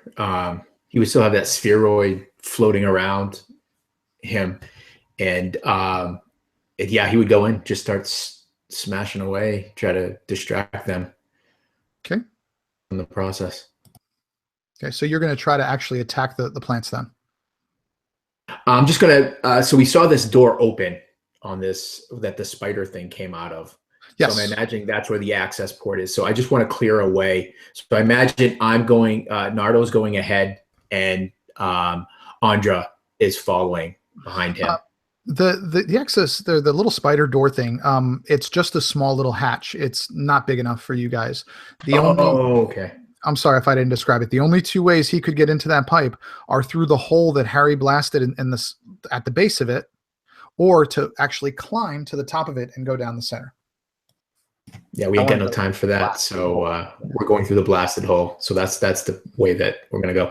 Actually, Nardo would also say he would have everybody else get on in close too. Not close enough for them to grab him, maybe, but we don't have time. We're ticking away precious seconds here. And James, hearing what you guys are going to do, he's like, "Are you kidding me? You're going to jump in the pipe? You want to stay here and get grabbed by those guys? No, but I don't want to jump in a pipe either. That seems kind of possible death, certain death. Not really good either way. But you guys do what you do. I'll be over here." And Hey, so, Ghost Rider, you're coming with us. and so what I need, Nardo, these things aren't that smart. I'm going to say that you absolutely can distract them. And I would imagine that you would bring their attention to the opposite side. Yeah, that would be perfect. He would actually, so maybe 10 or 15 feet over from where Andra is, he's like banging the sand and he's yelling at them to get them to come at him. And he'll activate the spheroid at that point to give him that boost to his AC. So he gets 7 more to his AC. Okay. But yeah. So what's his AC now? It would be 19. Okay. So the first one is going to try to use the spheroid. Excuse me? If you wanted to use the spheroid, you can increase your AC by 1d8. Yeah, I just did that. Okay, good. Yeah. So the first one rolls a 4. He misses you, but certainly has your attention. The other one rolled an 11. He misses as well. So you have their attention. Philip, I need Andra to give me an acrobatics check as she's running into this thing, pluming smoke and trying to, Nat 1. Would you like to narrate that, or would you like? You have inspiration. Yeah, you got inspiration. Yeah. Yes, I'm going to use inspiration. Oh my gosh. Okay, so 18. Okay, 18 succeeds. The DC was a 15 on it, but I was going to have you run headfirst into that pipe and be knocked unconscious if you didn't use inspiration. Oh, thank you guys. So you absolutely, are you going to dive head first, feet first? How are you going to do it? I'm going to kind of jump up and maybe part of the metal is hanging up so I can swing into the pipe. Okay. So I'm landing on my feet if it's going down, Yeah, you cannot see. You do that. You absolutely kind of swing in with your feet and you fall a good 8 feet, 9 feet down. And your feet do find ground. It's rather slippery and it almost feels like you're on kind of a point and there's 2 points coming off, but you do not see anything. It's just this red. Your breathing is labored, but because of that necklace of adaptation that we reskinned, you are able to breathe in this stuff.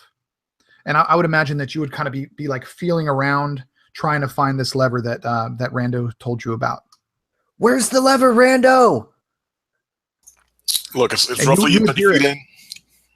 And you need to make sure you input hit the lever. You have to hit the button first.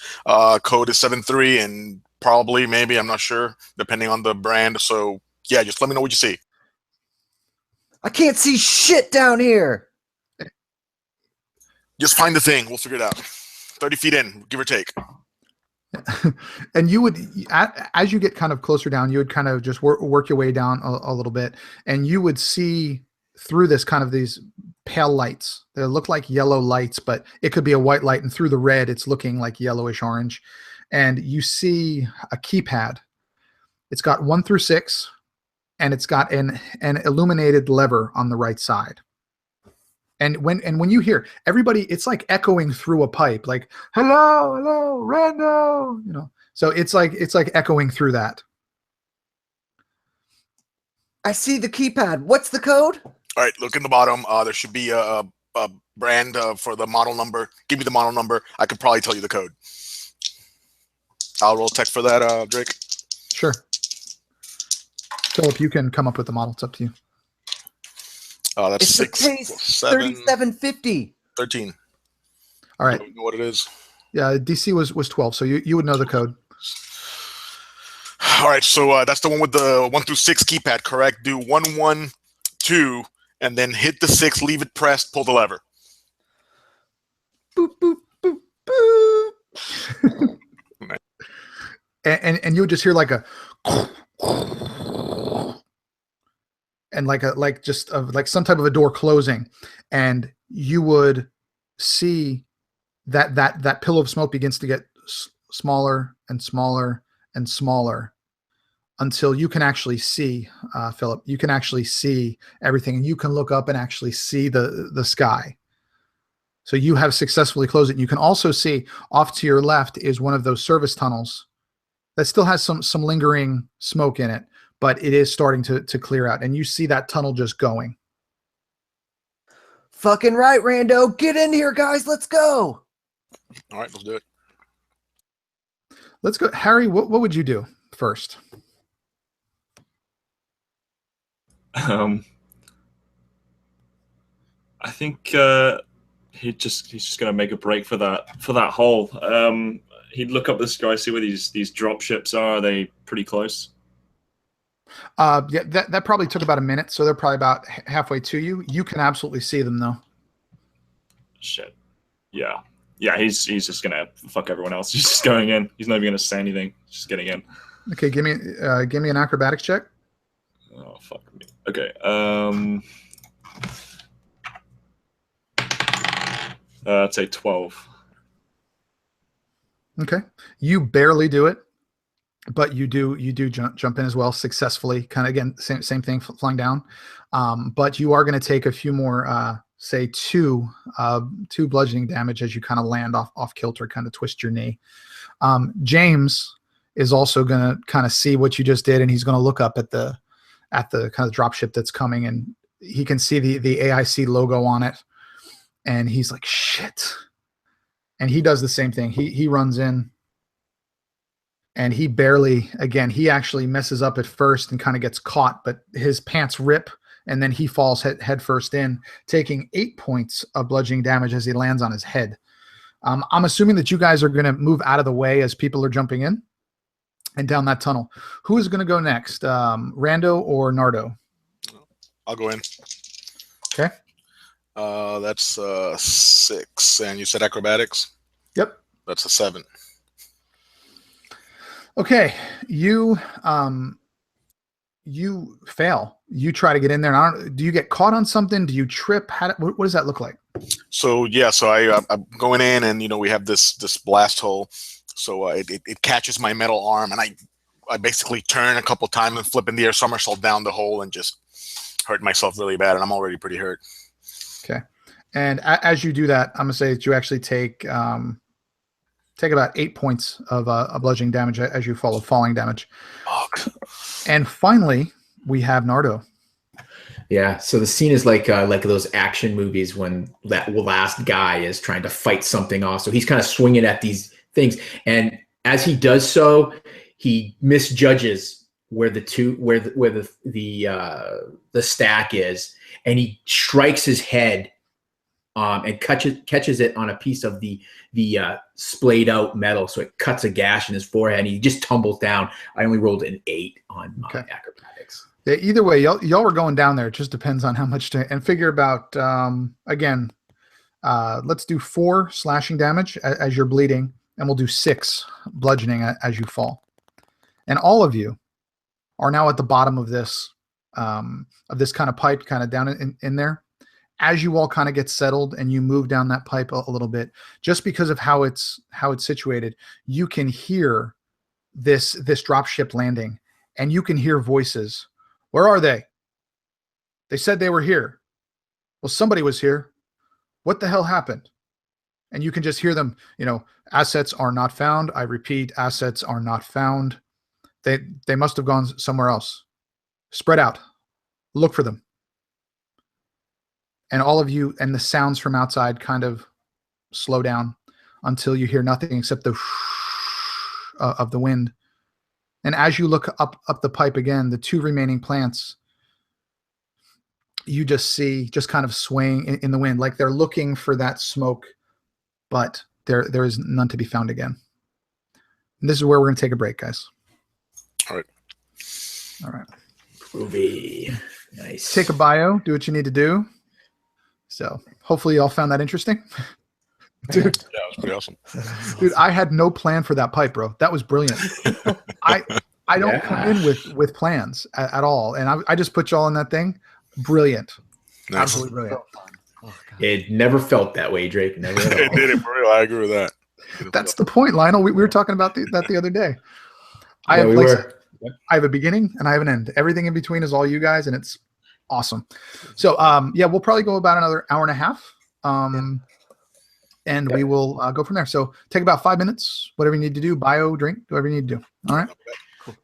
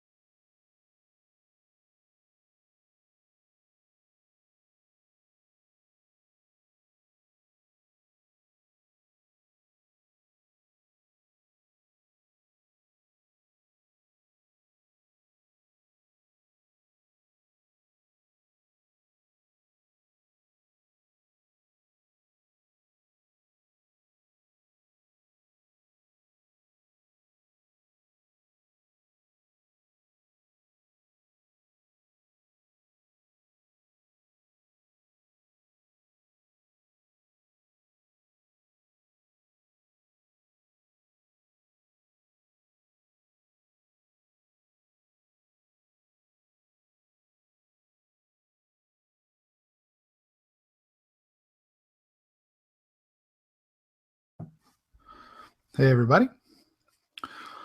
Hopefully everybody's enjoying the game. This is kind of funny. This is Lionel's tag. Let's look at it. Back. Yeah. Hey, Drake, if I can ask you a question real quick about this juncture. 42.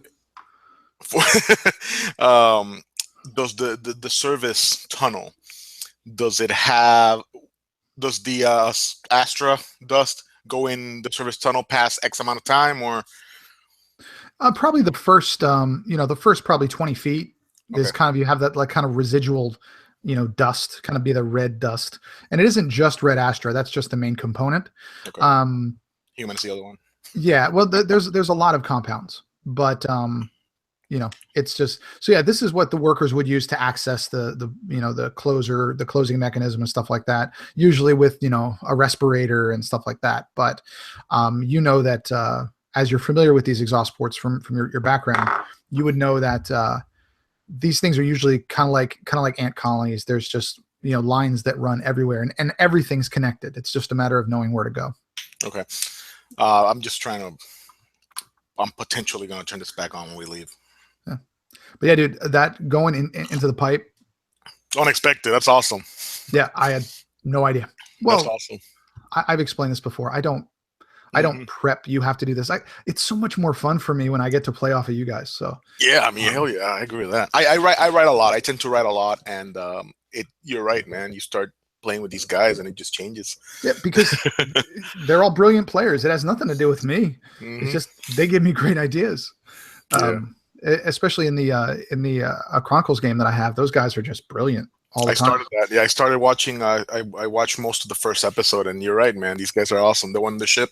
The Dragon. Yeah. Yeah. Yeah. That's pretty cool. That's the first one. It's Yeah, I loved when they're standing in front of this Demos guy or the Demos, and Yeah. they're all like, "Oh shit, what are we? I mean, are we slaves? Are we not slaves? What are we doing here?" And then Jake decides, okay, I'm gonna kill him. Yeah, let's just do it. I mean, let's do it right. And that was one of those things where when we were talking at the end of the game, Jake was like, I had no idea I was going to do that. But Awesome. being in the bleak storm stuff, it was just really cool. It was a lot of fun. Yeah, so I think I'm there right now. I'm roughly where they're in the bleak storm, and the dwarf is like, I made a mistake. Yeah. There's a lot of interesting because Jake did he made a cleric, but he reskinned the Tempest to be the bleak. So he made like a bleak cleric. So everything is kind of bleak energy and stuff like that. It's really interesting what he wound up doing. Just keep watching the episode. Yeah, it's pretty cool. It's pretty cool. I'll watch it when I'm driving to work. I probably shouldn't say that, but no, just listen. Just listen. That's exactly, basically. I'm in the car 6 hours a day, so I watch a ton of listen to a bunch of games. Yeah, so I do too. Looks like Lionel's trying to get some food in. Was that yogurt or ice cream? What are you doing? It's Astra, man. Yeah, it's white. It's white Astra that it's yogurt. Gotcha. Hey Harry, you doing okay over there? I don't think I've ever seen you this quiet in a game before. Like ever. It's because I'm not making all those gnome puns. If you haven't seen that game, Harry is brilliant. It's called Infested. It's on the RPG Construct channel. Absolutely hilarious. With his gnome named Stand in Your Garden. That was his name. And he was a demolition expert that killed a giant ant and put its head on his head as a helmet. Brilliant. We had a great time. That's pretty awesome. So, all right, guys, if we're all back, we can continue, yeah? Any other questions or anything before we get back? No, we good? Okay. So you guys are in this tunnel, and Rando knows these systems. He's worked on them before, again, with his kind of checkered past, but his family is very well known for the technology, that adding to the technology in these research facilities. This tunnel, this kind of service tunnel, goes down as far as the eye can see. You don't see an end to it. You can probably see 200 feet straight, but from your point of reference, it looks like it's heading right to that domed structure. I also want to make sure that we turn that thing back on so there's no alarm set back at the IT help desk saying, hey, we have a bad panel. Okay. So we can get out of here. Yeah, if you want to do that, that's fine. Everyone, like I said, the smoke will probably reach 20, 30 feet down that service tunnel, but it's going to the less pressure, which is out. So that's going to be fine. If Andra wants to set that back up, I'm sure you guys can work that out. Yeah? Sure. Okay. Yeah.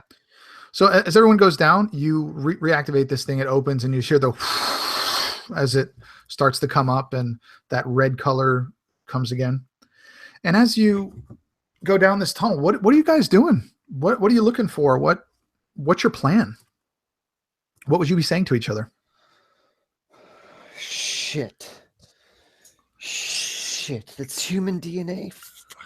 I mean, I had no clue, guys. I had no clue.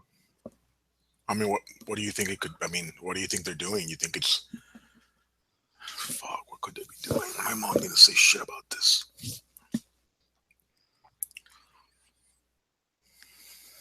Doc, can you tell us anything more? What do you think's going on here? I'm no medical expert.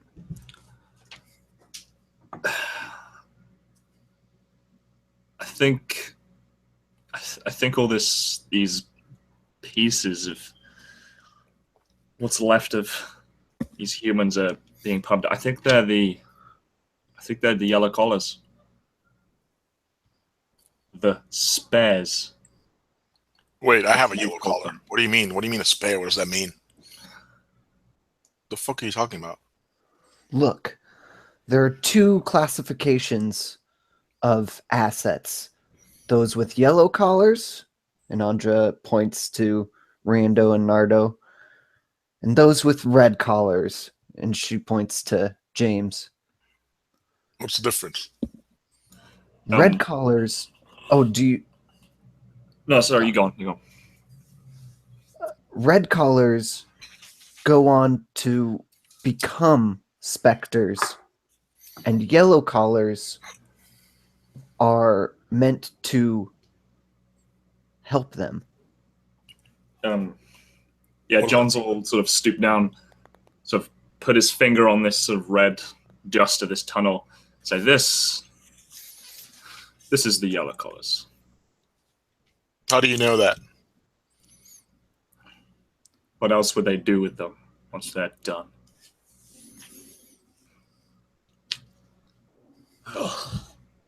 So wipes it on the wall, just getting it off his finger. And you've all right. You've always known this. I've had my suspicions, but now I know. I look at Andra, and you knew that this was happening. That these people were just being used for. No, people volunteer for immortality. You said that the yellow collars are not part of the Spectre program. They're just help. They are. They are a crucial component of the Spectre program, and they. As what? As waste?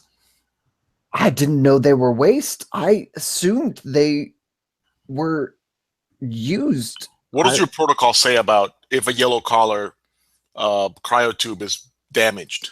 What does your protocol say? Do you get rid of it? You don't fix it if you can fix the red one? Does the red one have priority? Yellow collars are low priority. You're in your company. Fuck. Look, you volunteered for this. Yeah, I didn't volunteer to be this, and I pointed the dust on the floor. I volunteered to be a machine god of some sort. Jeez fucking Christ. I didn't know they turn you. Fuck you, you knew. Fuck you. And what would Lionel? What would Nardo do here? Yeah. Say? So Nardo is one. He's staying very close to the asset.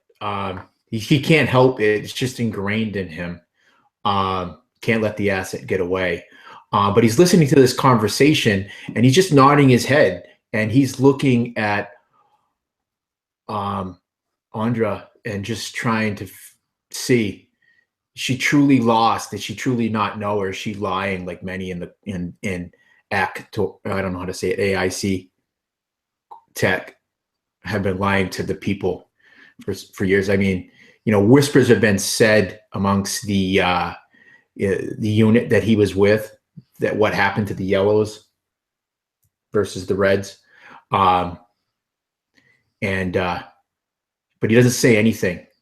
He just kind of lets it all sit in. So we're fugitives now, right, Andra? Is that where we are now? I mean, what are you going to do? You're going to go back and work for these people? Is that the plan? You're just going to keep burning humans up, making them into dust? Is that what you're going to do? What the fuck are you going to do? Tell me.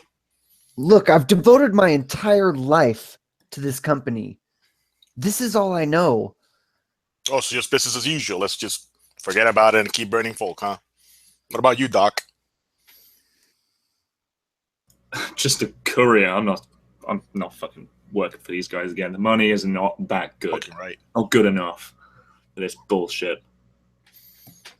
So then that's when Nardo does speak up. He says, as I see it, two things got to happen. One, these collars got to come off, and he taps the collar around his neck. And two, he looks at you, Andra, and he's like, you're a liability. You're a company woman. You turn us in on a heartbeat. Wouldn't you? I can't go back to those guys. I didn't realize they were just consuming humans. Thought you were all volunteers. I thought you'd become great critical components to the machine, the Spectre machine. Look at all of the advances that we've come up with. I thought it was for the greater good. But I can't live with this. What are you saying, Alondra? You're saying You You know, guys you- can trust me. I'm with you. you know what that means, right? You got family? Because I got fucking family. And this company said they pay for them. This company said I would get in here. This fucking company said that I would get in here and that my family will be all right. You understand? And now I don't know. Now all I got is you.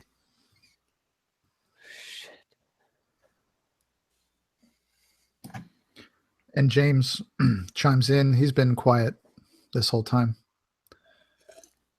And he looks at Andra and Harry and all you guys. And he says, advances technology at the price of our souls. You can't put a price on that. And he looks at Harry. You say you're just a courier. So you help them for money. My life, his life, everybody's life for fucking money. I really hope that you're proud of yourself. And you, and he looks over at Andra. Ignorance isn't an excuse. You knew what was going on. Even you, Nardo, you had a feeling. You knew this stuff. Ignorance is not an excuse. Somehow, this information has to get out. The Bastion system needs to know the truth. That's what I'm here for. Anybody who wants to help me with that, you're more than welcome. Anybody who's going to stand in my way, I shit you not, I will end you right now.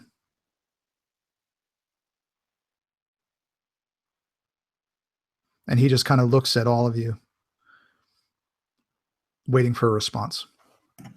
Nardo's looking at this man. I don't know what does James look like? James is a pretty large dude, probably 6'2", maybe 220 pounds. He's a powerful build. Most of the prime assets are physically quite perfect. Think of like a Superman build, you know? Yeah, you know, figure. So, go ahead. But once Nardo hears that, he's like, this is great. I finally have someone that can give me some orders, and actually orders I'm going to want to follow. And he just looks at him and he says, sounds pretty damn perfect to me. Now, how do we get these damn collars off? And I'll let whatever anybody else wants to say. Let me get this straight. We are talking about starting a war against AIC. You understand what that means, right? I'm looking at James. War? They started the war. I mean, sure, they started the war, but it's just the 5 of us. You got anybody else? I have some people. We just need to get solid evidence. We need to get proof. We need to get it off of this moon and into the right hands. I'm in for that. Let's do that. I start fiddling with my my necklace and see if there's any tech on it that I can figure out while we walk down. We'll get to that in a minute. Okay. Harry, how would you respond? Like, how would he make you feel when he said that to you? You're muted. Yeah, I was thinking.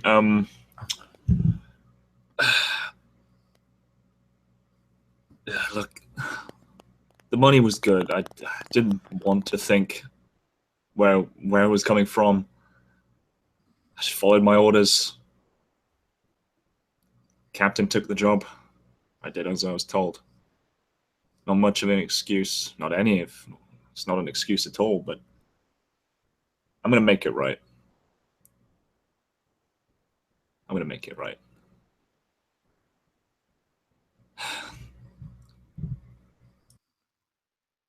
And I think he'd go like sort of look in his whatever sort of kit he's gone on him, try and look for some sort of like sample bottles or whatever, and just scoop up some of this red dust. See if you can analyze it as well. See how much is actually human. Okay. And finally, Andra. Shit. I was just a glorified delivery woman. Never had any issues transporting assets before. I can't climb this corporate ladder anymore. I'm with you, James. I'm devoted. Let's get this message out here. We gotta uncover the truth. Okay. And James kind of looks at all of you and kind of nods. Well, then let us begin. And as he does that, from behind him, you see a light come down through that shaft. And you see a kind of a red, for lack of a better phrase, a laser pointing at his back. And coming out of the smoke, you see one of those landing parties. They have come down, and he has James in his sights, and he shoots. And you see kind of this white and blue like electricity arc through him, and he goes stiff, and he falls unconscious on the ground. And he stands there with his gun pointed at whoever's next. I would probably say Nardo. And he says, "Freeze." What would you like to do? It's only a moment, and he just explodes into action. He just runs towards this security officer. Probably about 10 feet away. And his how long has it been since we fought the plant? I would say that your exhaustions are probably fine now. Okay, good.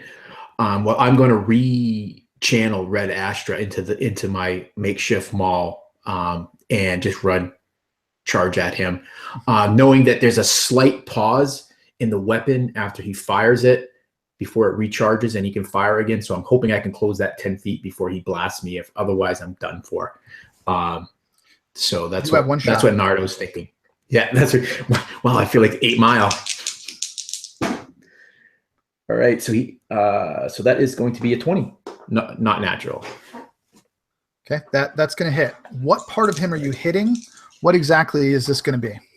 So I'm not bringing it down to kill him. I'm coming down. So I imagine he's holding his rifle like this. So it's coming down on the right side to try to smash him to the shoulder to make the rifle drop down, just to kind of just bear over him.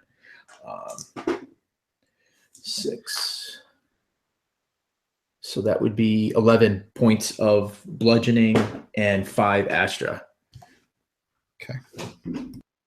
So you do this, and his gun, he doesn't drop it, but it just kind of hit that shoulder. He kind of hit it on the nerve. It kind of goes limp. And when he does that, you can hear him because you're so close. The assets are not, I repeat, they are not docile. They are not passive. Request reinforcements. And he says, "Ah!" And you hear them coming down that tunnel behind you. As I said, James is unconscious on the ground. Who would be the next one in order? Because we never said like a walking order. You can really only go single file down this tunnel. Would it be Rando, or would it be Andra, or what? Go ahead, Rando. Right. So Rando, as usual, he's not a combat man, so he's a little worried, scared, and he's wounded as hell. So he panics, looks around real quick, and looks at his metal arm, and just kind of, what are we doing? What are we doing? Just confused. Okay. And what about Andra? What would you say to this guy? Or do? Shit, guys, grab James. We gotta get further in. Maybe we can lose him in the tunnels. And I want to fire, I guess, a red Astra bolt like into the tunnel where the exhaust is. I don't know. Maybe it's going to have a bigger explosion in there. But this guy is taking up most of the tunnel. You would have to go through this guy. Said it's kind of a one. I'm sorry, I didn't describe it, but it's kind of a maybe 4 feet wide. You're not really going past him. You're going through him. Oh, so okay. Well, I guess I'll just fire an Astra bolt at him then. Lionel, make your dex check too, please. Because shooting at him means shooting at you. 20, not natural. For Okay, two so damage. you absolutely hit him. 2 force. Okay. And what is your DC? Is it a save or is it a skill check? Because It's a save. Oh, Well- okay. So I actually got a 16 then. Okay. Then you will take half damage. Roll your damage, Philip. It was 2. Oh, okay. Well, he actually, the guy actually rolled a nat 20. So it's an attack for me. Like I roll a spell attack.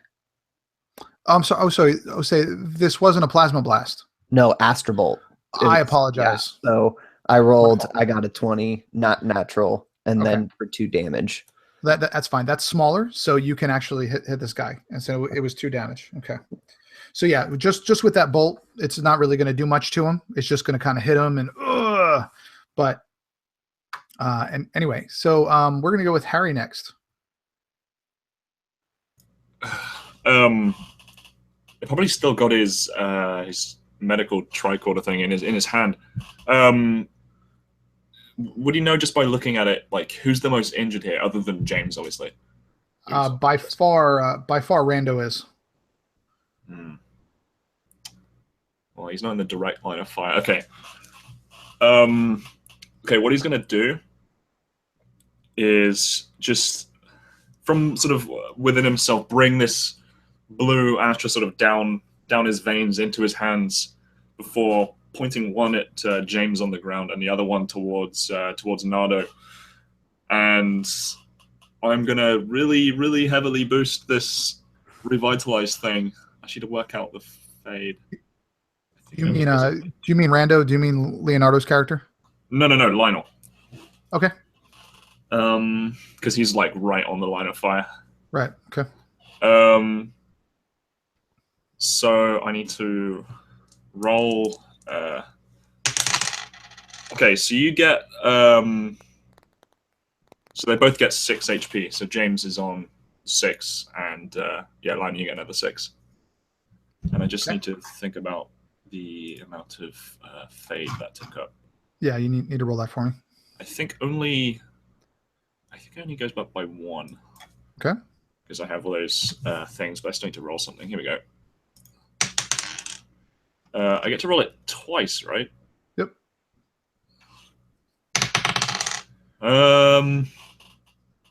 Okay, well, I got a 3, so okay, cool. Nothing bad happens. Just get some advantage. And I think that's a bonus action too, Harry. Yeah, it is a bonus action. I don't think I'd be able to shoot this guy with a handgun. He's probably blocked in the way.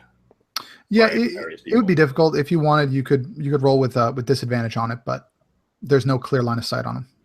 Okay. Well, it should just the advantage I get from the fade thing should cancel out that disadvantage. Okay. All right. So yeah, I'll give it a go. Just a normal shot then. All right. Roll for it. You need to roll 14. Sure. Oh, bugger. Well, that's just off the table. Oh, natural 20. Fuck. Okay. So Nice. just describe how you take this guy down, where it hits and what it looks like. So just aiming this shot down this tunnel, just waiting for a gap in the sort of movements of this melee from Nardo, and he just spots it as like Nardo's like ducking beneath something.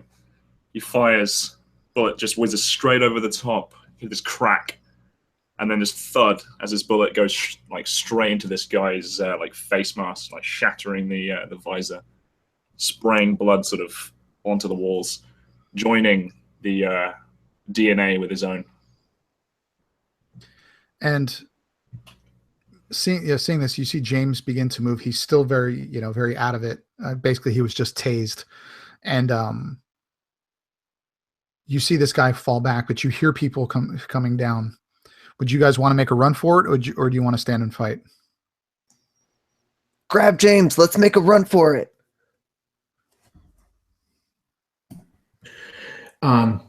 So Nardo would reach down real quick and try to rip off the communications device. Is it through the helmet or is it like an earpiece? I'd say it's an earpiece. You would be familiar. You'd be very familiar with this. Yeah. So he's going to definitely grab that earpiece and he's going to hustle back down towards the others. He's going to toss the earpiece to Andra and say, "There, you can listen to their fucking communications." And he'll reach down with his other hand and scoop an arm up under and try to help James up and say, "Can you walk?" And he would just say, "Yeah, what the hell just happened? Just let's go." And he would just kind of try to get moving with you, just headed down the tunnel. And like I said, what is going to be the marching order in this? Because it's okay. So Nardo's going to take up the rear. Who's going to go first? I need an order. James is going to be in the middle. I can be first because I know hopefully some of the markings in these tunnels. Okay. And I think I'm going to go ahead and from my metal arm, I'm going to take a piece out. It's one of the sentries, and I'm going to leave it behind to take some shots at the guys while they come in to slow them down. Unfortunately, you need an hour to make a sentry. I thought they were pre-built and I could deploy them with an action. Okay. Unfortunately, no. Okay. You need about an hour to sit there. Got it. Never mind. Let's go. Yep. So we're going to go Rando. We'll go Harry, James, Andra, and Nardo. Okay. Yeah, I can be like trying to help James or whatever. Yeah. And as you guys are going back, give me a tech check, please, Rando. All right. That's the 3 + 7, 10. Okay. You come to a dead end. And there's a panel on the wall. All right. And with that 10, you begin hitting buttons. The DC was a 12. Ouch. Exhausted. and as you guys are all standing in this area, probably within 10 feet. And as you hit the buttons, you see this yellow light start flashing, and you hear wah, wah, wah, wah. And you notice underneath you, the floor begins to open up. And faster than you guys can react, you all fall straight through. Down a chute. You estimate you're not falling straight down, but you're kind of going through. It seems to be like a garbage chute or something like that. You're kind of just kind of rolling around and bumping into each other and crashing and smashing. And you land in basically just a rubbish pile. Think Star Wars going down into the garbage pit. But it's not just metal and stuff. It's disgusting. There's greens and yellows and rot. It smells like death. You don't see any bodies per se, but it smells like rotten meat. And this kind of red hue covers all that fine dust covers it. The room is probably 20 feet by 20 feet. You guys have fallen from the ceiling, which was about 30 feet up. You do not hurt yourself coming in, but this room is made of steel. It's obviously, what Rando would believe is that just typical garbage chute. When you land after a few moments, that same siren, that rah, rah, rah, and that light goes on again. And you hear like the sound of metal just kind of slowly opening underneath your feet. And as you feel the stuff underneath your feet start to go, slower, you sink deeper and deeper. You hear, and it stops. And the end door at the end of this room slides open. 5 members of the IRU come out, rifles on all of you. What would you like to do?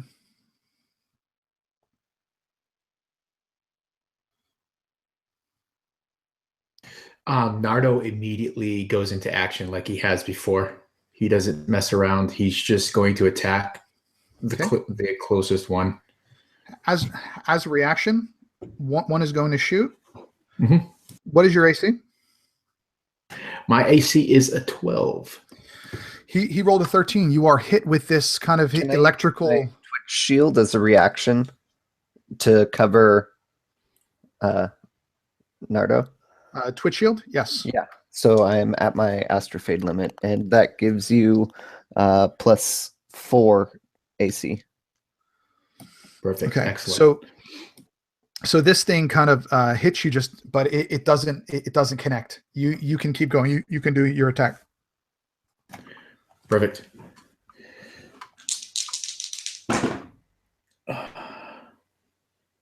You see 8 plus 6, 14. That does not hit. I will attack again. 18. That does hit. Okay. So that's 7, 13 bludgeoning damage. Okay. Oh no, 12 and 2 Astra. Okay, awesome. With that, now all of the other ones are going to fire at you as well. Okay. So you said you have 17? 17 is your AC now? No, I 16. 16. Okay. 1 miss, 2 miss, 3 miss, and a 21. So is that a miss? No. I need you to give me a con save, please.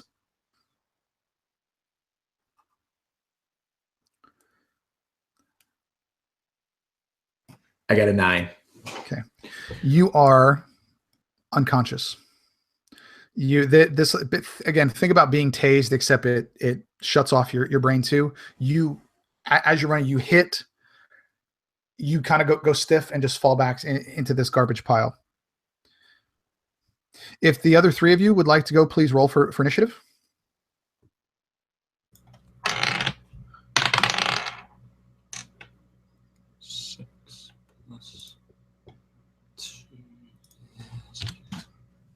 Okay, Nardo, it's your turn. Nardo is unconscious, right? I'm sorry, not Nardo, Rando. Sorry. All right. So, yeah, I'm as usual. I'm a little frazzled because combat's not my thing, but I think it's time to figure something out. So Nardo's on the floor. And this isn't something that you can just heal away. Yeah. I'm gonna hands up. Hold. Stop. We're done. Got it. Understood. Okay, Harry? I don't think Harry liked that. I was gonna say I want to blast a bitch. Oh, man. Bad. Okay. I just want to check something. Okay, what I want to try and do is drawing sort of this red Astra energy from the air into his hands. I want to try and plasma beam with, like, as a cone to try and hit all of them. Okay. And also boosting the damage. So I'll need to roll on the next table, which will be exciting. Okay, so that is a dex save. What's the DC? Of 13. Okay. You hit 3 of them. Oh, nice. So those that failed take... I cannot maths. 10... Those that failed take 21 damage. Those that passed take half. Okay, so we'll do 11. And Ooh, I get to do some exciting stuff. Need a D10. Is this your fate? Yep. Okay. I'm exceeding it by 6 at the moment, I think. Oof. Or 5. One of the two. 5. Still on the same table. All right, and I'll roll that again. So, oh, okay, both exactly the same. Okay, so his eyes would sort of glaze over after like shooting out this jet of energy. And in his mind, he's thinking back to some memory, and it was on a ship where he grew up, where he was born, and he's looking through the window of an airlock, and on the other side is his mother. He's bound, his hands tied behind his back. And then he just sees the doors behind her open, and she's sucked out into the void of space. He takes 2 psychic damage as this sort of horrible memory just sears through his head. And then he stops stunned at just what's happened. Some cool shit that happens when you roll on this table. Anyway, that's the end of my go. Okay, Philip. Andra's gonna look over at Rando and say, "Grow a pair!" And she's going to go ahead and Astra Bolt with all of the boosts. So I can target up to 3 creatures within range. Okay. Rolling a separate attack roll for each. So I'll just roll 3d20. I have a 12. That does not hit. Okay. And then I have an 18 and a 24. That hits. Okay. And each one is 2d8 damage. Okay. So the first one takes 9. Okay. The second one takes 8.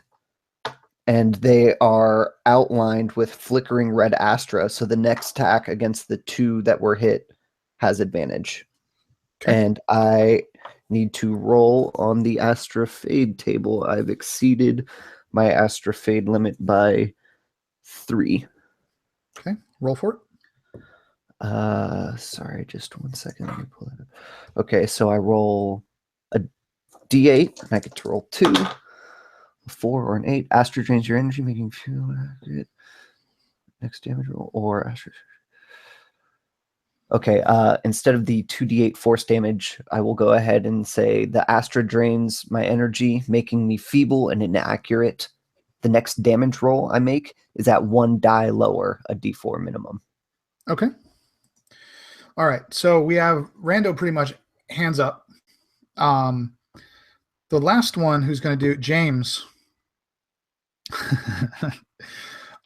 James runs at these things, and he rolled a critical foul, and he actually gets his foot caught on some of this trash, falls prone, and as he does, one of the soldiers just, and again, he gets electrocuted and knocked unconscious. So Nardo and James are now unconscious. The 5 remaining.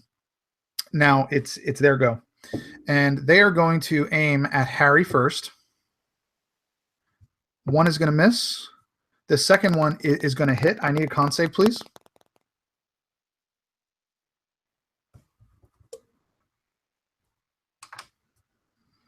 That is a 15 altogether. Okay. You are not knocked unconscious, but the electricity causes you to go stiff and you just kind of fall to one knee. This round, you're not going to be able to do anything as that electricity kind of pulses through. Then they're going to go to Andra with the other 3. Miss, and finally, on a 21, they get you as well, Andra. I need you to do a con save for me.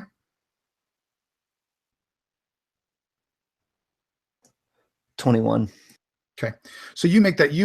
For some reason, even though you're the slightest one of the bunch, this thing hits you, and maybe it's what you're wearing. You can feel it, and you're like, ugh, and you just grab it and just pull it out. You do take 4 damage from basically the electricity, but you are okay. As you do that, as they see that most of you now are down, they actually come closer, and they actually form kind of a circle around you guys, the 5 of them, all with their stuff ready. Again, Rando's still hands up. James is prone. Nardo's unconscious. James is unconscious. Nardo's unconscious. Harry's down on one knee. For all intents and purposes, gentlemen, the 5 of you are captured.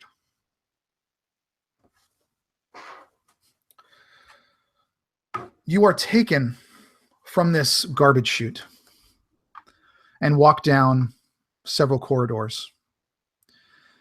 It's a very cold, metallic walk. You see some control panels on each side. Think like Star Trek, little control panels on the walls. You see kind of the structural kind of buttresses around your head. It's probably 10 feet wide, 8 feet tall. And the 5 of you are thrown into a cell, or at least what you can consider to be a cell. The bars are not metal, though. The bars are made of red Astra. They're basically think like lines of lightsabers. And the 5 of you sit with 1 guard outside. And those of you that are still conscious, you are told, just wait. The director will be with you shortly. And after a time, Nardo and James come to. And in that space, there's 3 little beds, there's no windows. It's just cold, dark metal. What would you guys say to each other? What would you be talking about, feeling? Let's start with Philip. Those fucking guys. I can't believe it. Man, my whole life. Career. Damn it. Shit. I'm just kind of pissed, fuming. Red Astra is just kind of flaring off of me a little bit, just anger.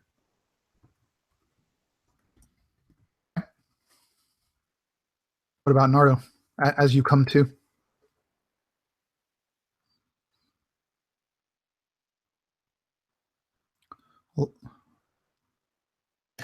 So, sorry, I was trying to find my mute button. So Nardo is kind of propped up against this wall. He's just rubbing his head, and he's like, oh, it feels like one of the last times he tied one on, and he just has this hangover feeling where the dart hit him is just pulsing. And he looks around and he goes,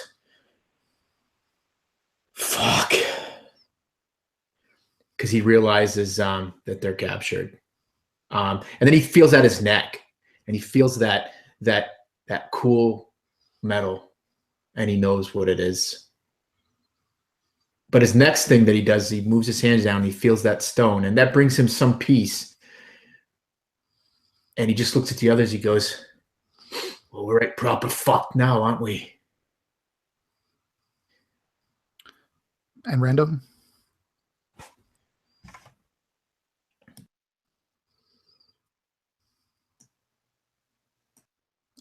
We can't hear you, buddy. Can you hear me now? Yeah. Oh, there we go. Yeah, it seems like we're fucked, and we're gonna be turned into that shitty dust. We wouldn't have been fucked if you wouldn't have surrendered immediately.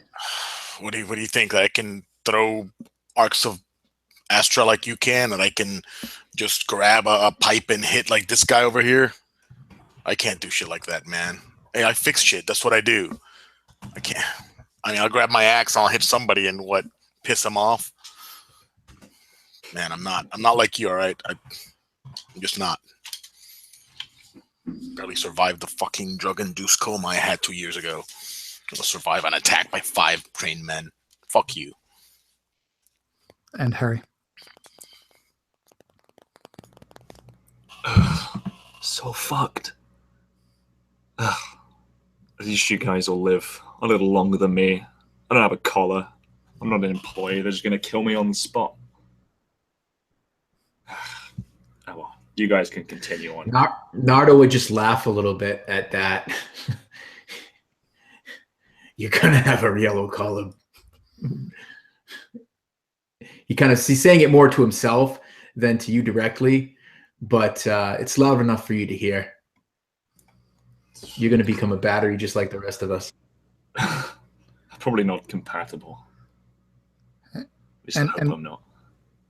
And with them, James chimes in. He's has pulled himself up on one of the beds, and he's got his, he's kind of got his elbows on his knees, and he's put his hands, and he looks up. And you can see his kind of welling up with tears, and he's like, "At least it'll be over for you guys.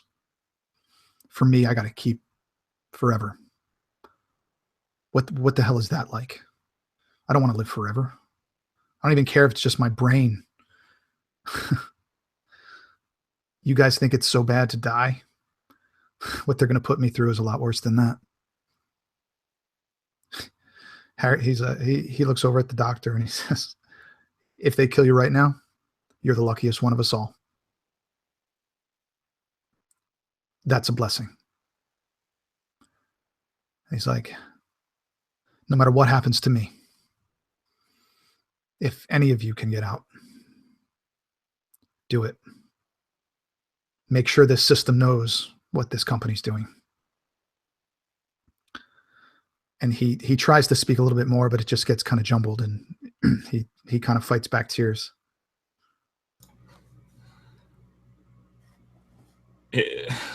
Johnson just looked straight at him with that sort of most serious look, but a slight tear just in his eyes. I can end it. I can end it for you right now. That's what you want. You don't have to go through that shit.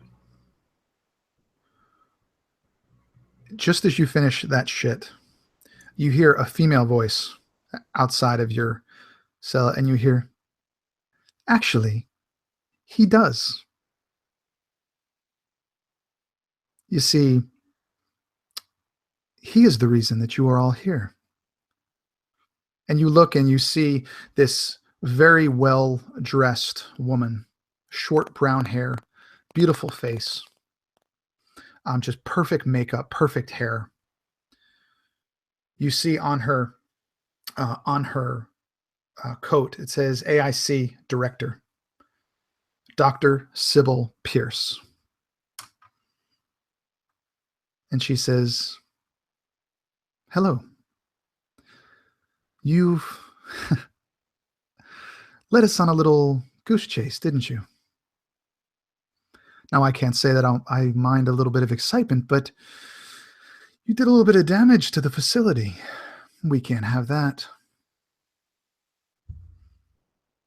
And she looks over at you, Andra. "Maybe a little later than expected, but well done getting the assets to us. You've done well. Thank you for your service."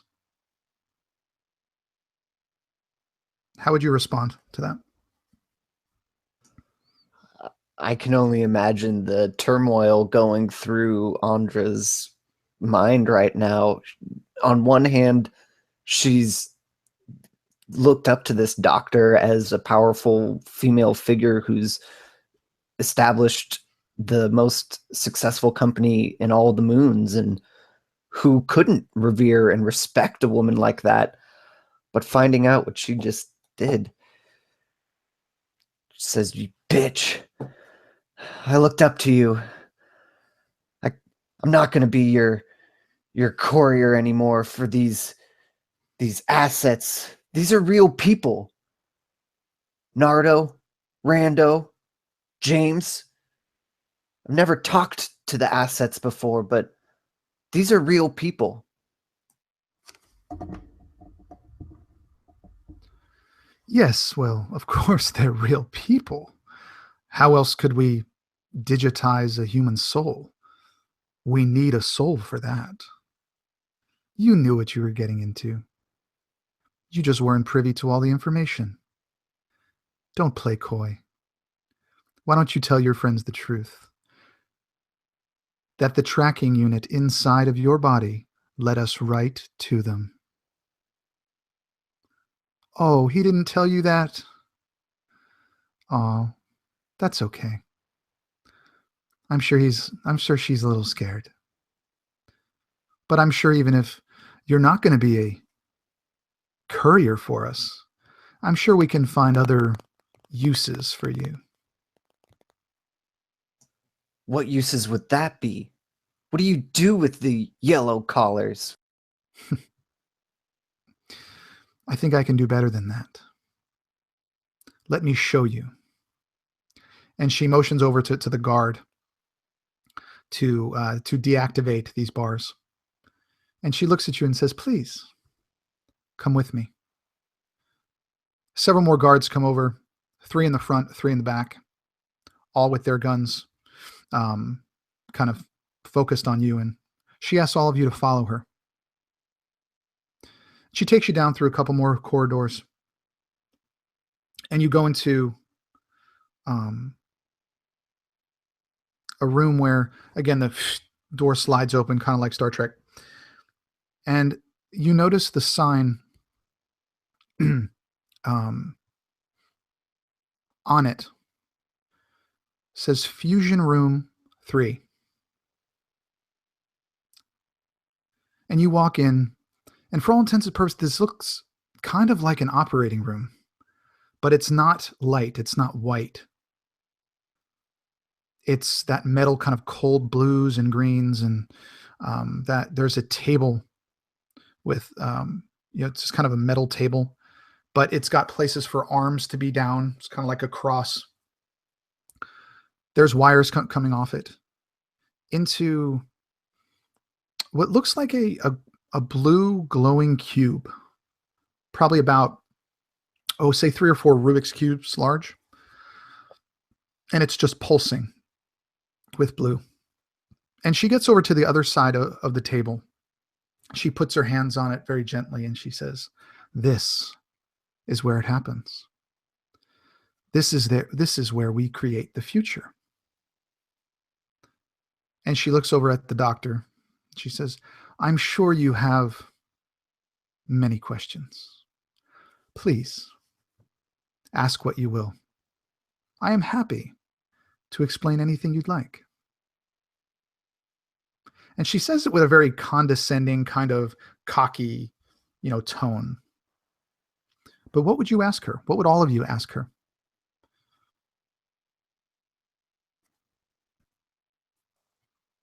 Stunned silence, eh? So, Doctor, I'm guessing you need bits of the yellow-collared assets. What is it exactly? Stem cells? Nerve cells?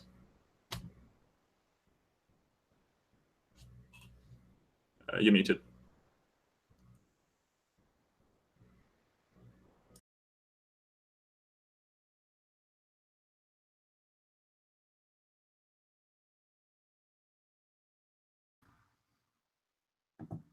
Can you guys hear me now? Okay. It's a little bit of both, she says. You see, the prime assets are the brains. They're the actual substance of what we create here. But by themselves, a single human is not enough. It takes too much out of them. It pulls too much of them. The yellow assets are, it might be a little crude, but they're the spare parts. Stem cells, tissue, DNA, spinal fluid. Those are the things we need to have excess amounts of for the process to continue. These two with the yellow collars will serve as spares for this other one. And she motions to James. He can't be a Spectre by himself. And she kind of giggles and said, it takes a village. Does that make sense to you? Fortunately, yes. And the rest of the not used, not needed spare parts, they're up there, just floating around. Clever. You see, it's the infusion of blue Astra that makes this possible. The red inhibits the fusion. All remnants of red Astra must be removed. And as every human is made up of all kinds, we have to concentrate that blue. And everything else is thrown away. We have no use for it.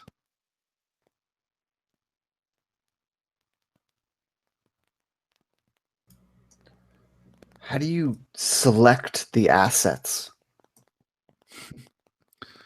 Well, you of all people should know that. They volunteer. Yeah, don't feed me that garbage bullshit line anymore. I know the company protocols by heart. Yes, well, the papers say they volunteer for various reasons. But there's a certain DNA sequence. Only 1% of the human population can be a prime asset. But 10% can be the spares. That is why you see so few Spectres being created. Finding those people is difficult. Bringing those people here is even more difficult and quite expensive. But we're doing amazing things here. And maybe I can show you what we do. And she looks at it and said, I believe your friend is a prime asset. Perhaps the rest of you would like to watch. Or at least listen. I've been told that the process is a little bit difficult to witness. But maybe it would make more sense if you saw what we did here. Make no mistake, none of you will leave this facility. Even if you aren't a compatible donor, there are other uses for every human. And she looks at Andra and she looks at Johns. Even you two can be useful to me. So before we begin, are there any other questions? And she looks at Nardo and Rando. Anything else you two would like to ask? Yeah. Why? Why do you need these Spectres? What do you need these things for? Why kill people for this? You can use machines, you can use other things. Why people? There is no computer as advanced as the human mind. No computer can make the calculations that we do. No computer can even come close to the power of the human mind. You're saying there's a quantifiable effect. You're saying that there's a huge difference that you should kill people for, and you feel okay with this. I do this for the betterment Of what? of humanity. Every goddamn tyrant has said that throughout history. You know that. You know where you fall. Consider it something like, to make an omelet, you have to break a few eggs. These are my eggs. And my omelet is delicious. Fuck, history's not on your side. You're gonna go down. Even if we don't survive this, you're gonna fucking go down. Strong words. I've heard them before. Perhaps,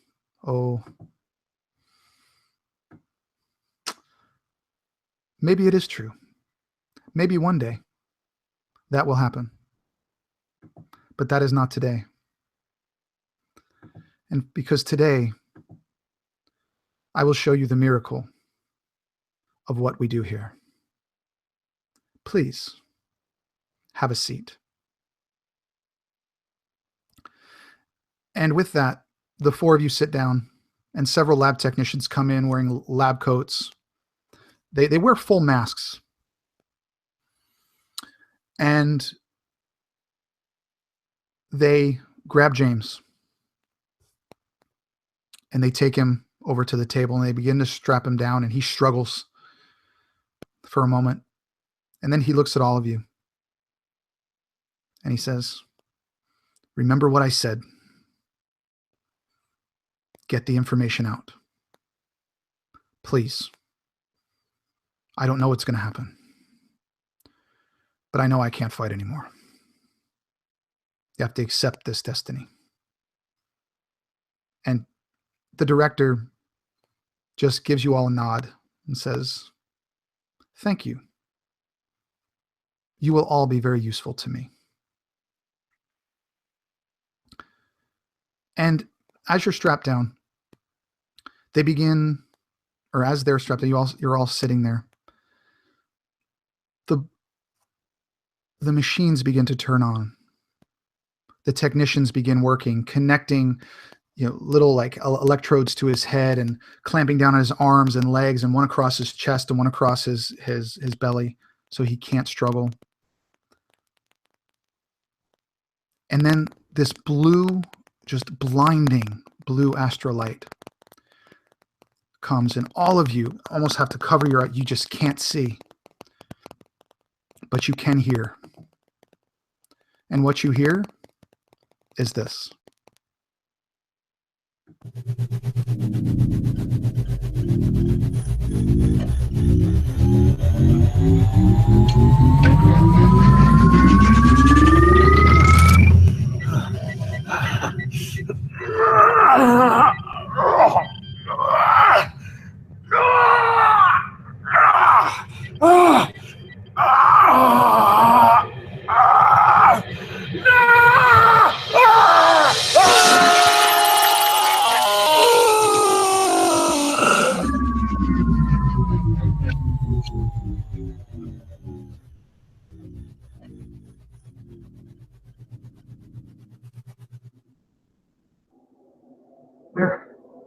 What is this? Where am I? It's just black. Can anyone hear me? Is anyone there? Please help me. Please.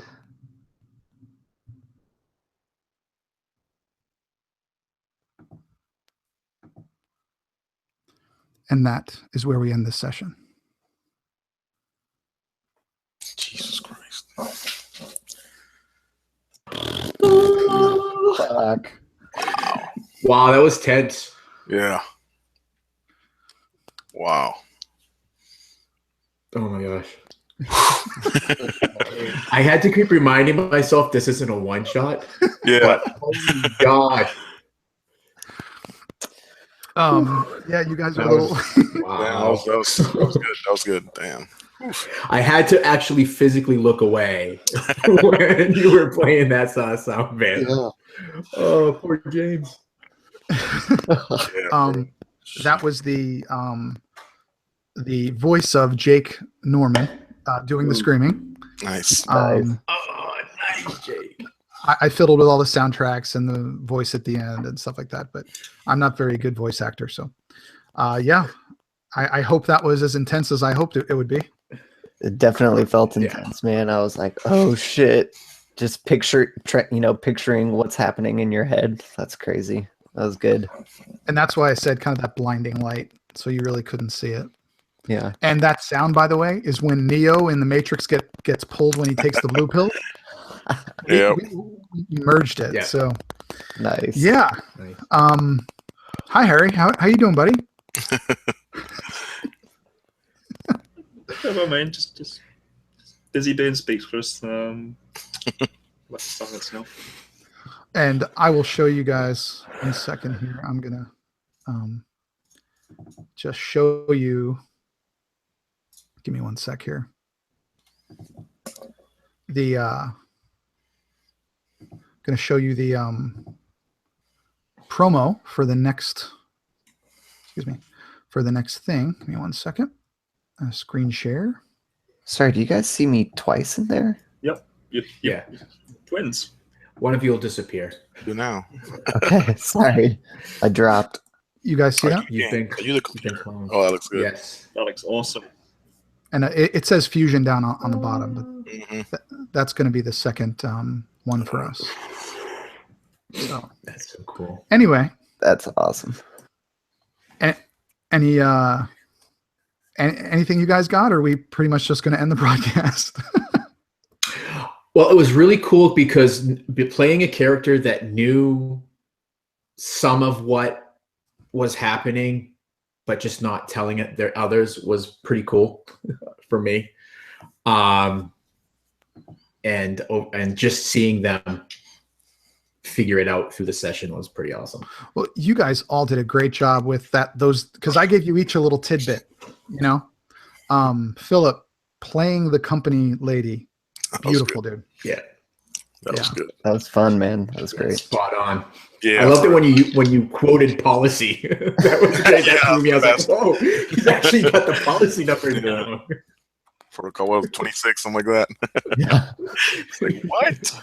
That was good. I loved it. Lionel, you're look like you're praying in your thing. You're not moving. You just Oh, look really? like this. Yeah, it's like Oh, I see him moving. oh, maybe it's just my thing. Yeah, I seem to be moving. Oh well, it's fine. I've never played a coward type character. I've always played a fighter type, very similar to what Lionel plays. So it's very different playing this. Pretty cool. Well, no, you killed it, man. I mean, honestly, everybody. Good job. Um, Yeah, that was Yeah. Like I didn't. 3/4 of that stuff I didn't know, guys. Yeah. Like I said, I prepped the beginning audio and I prepped the end, but everything else was just phenomenal. You guys did a great job. So, anywho, so yeah, guys, I'm gonna stop the broadcast here in a minute. Everybody, why don't we do this though? We'll do a little kind of outros, so that way everybody can plug anything that they have. So, and then we'll slug off. So, Harry, why don't we start with you? I'm Harry, and I am one guy of of two that like to drink tea and play some D&D. So check me out on YouTube. But oh god, yeah, that was amazing. I cannot wait for next session in a couple of weeks. I think it is. Yeah, Yeah, 2 can't weeks. Yep. We'll do 2 weeks. Yeah, after Mother's Day. All right, Leonardo. Leo, I don't really have a online thing, I guess. I really like D&D. Been playing for a while. I'm really excited for the Harbinger stuff, and I think this was great, man. I can't wait for the next one. Cool. Lionel. All right, I'm Lionel, and I'm the other half of Harry's little two guys T and D on the YouTubes. We do little YouTube, run some games on there. We do love D&D, and I have to agree, Leo. This Harbinger, I'm not a big sci-fi fan, but I really like what the guys over at AbTab are doing with this. It's really right in my wheelhouse. I really like it because it can be dark and fun and still kind of a little bit of edgy sci fantasy. So yes, and thank you, Drake, for running this first session. It was freaking phenomenal. Thanks, man. And finally, Philip. Hey guys, I'm Philip. I just want to thank you, Drake, for putting together an awesome story that's so fun to play in. You make it feel really real, and especially with a set of players like you've gathered here. You guys, it was awesome feeding off of you, and I think that it's going to be really fun. I'm excited for the next session. Yeah, I really have no idea what we're going to do, but that's pretty normal. And yeah, guys, again, thank you to all my players. You guys killed it. It was great. The RP was phenomenal between the four of you. Having never played with Lionel or Leo before, it was a lot of fun. I always try to do that. 2 people I have played with, 2 people I haven't. Always makes for making new friends. But you guys both killed it. You did great. The role playing back and forth was very impressive. I really didn't have to do much. You guys just set it up, so it was perfect. But yeah, I am Drake. This will be on my YouTube channel, The RPG Construct. We're going to have at least 2 more sessions. We'll see how we feel after those. We're going to do them every 2 weeks on Sunday mornings.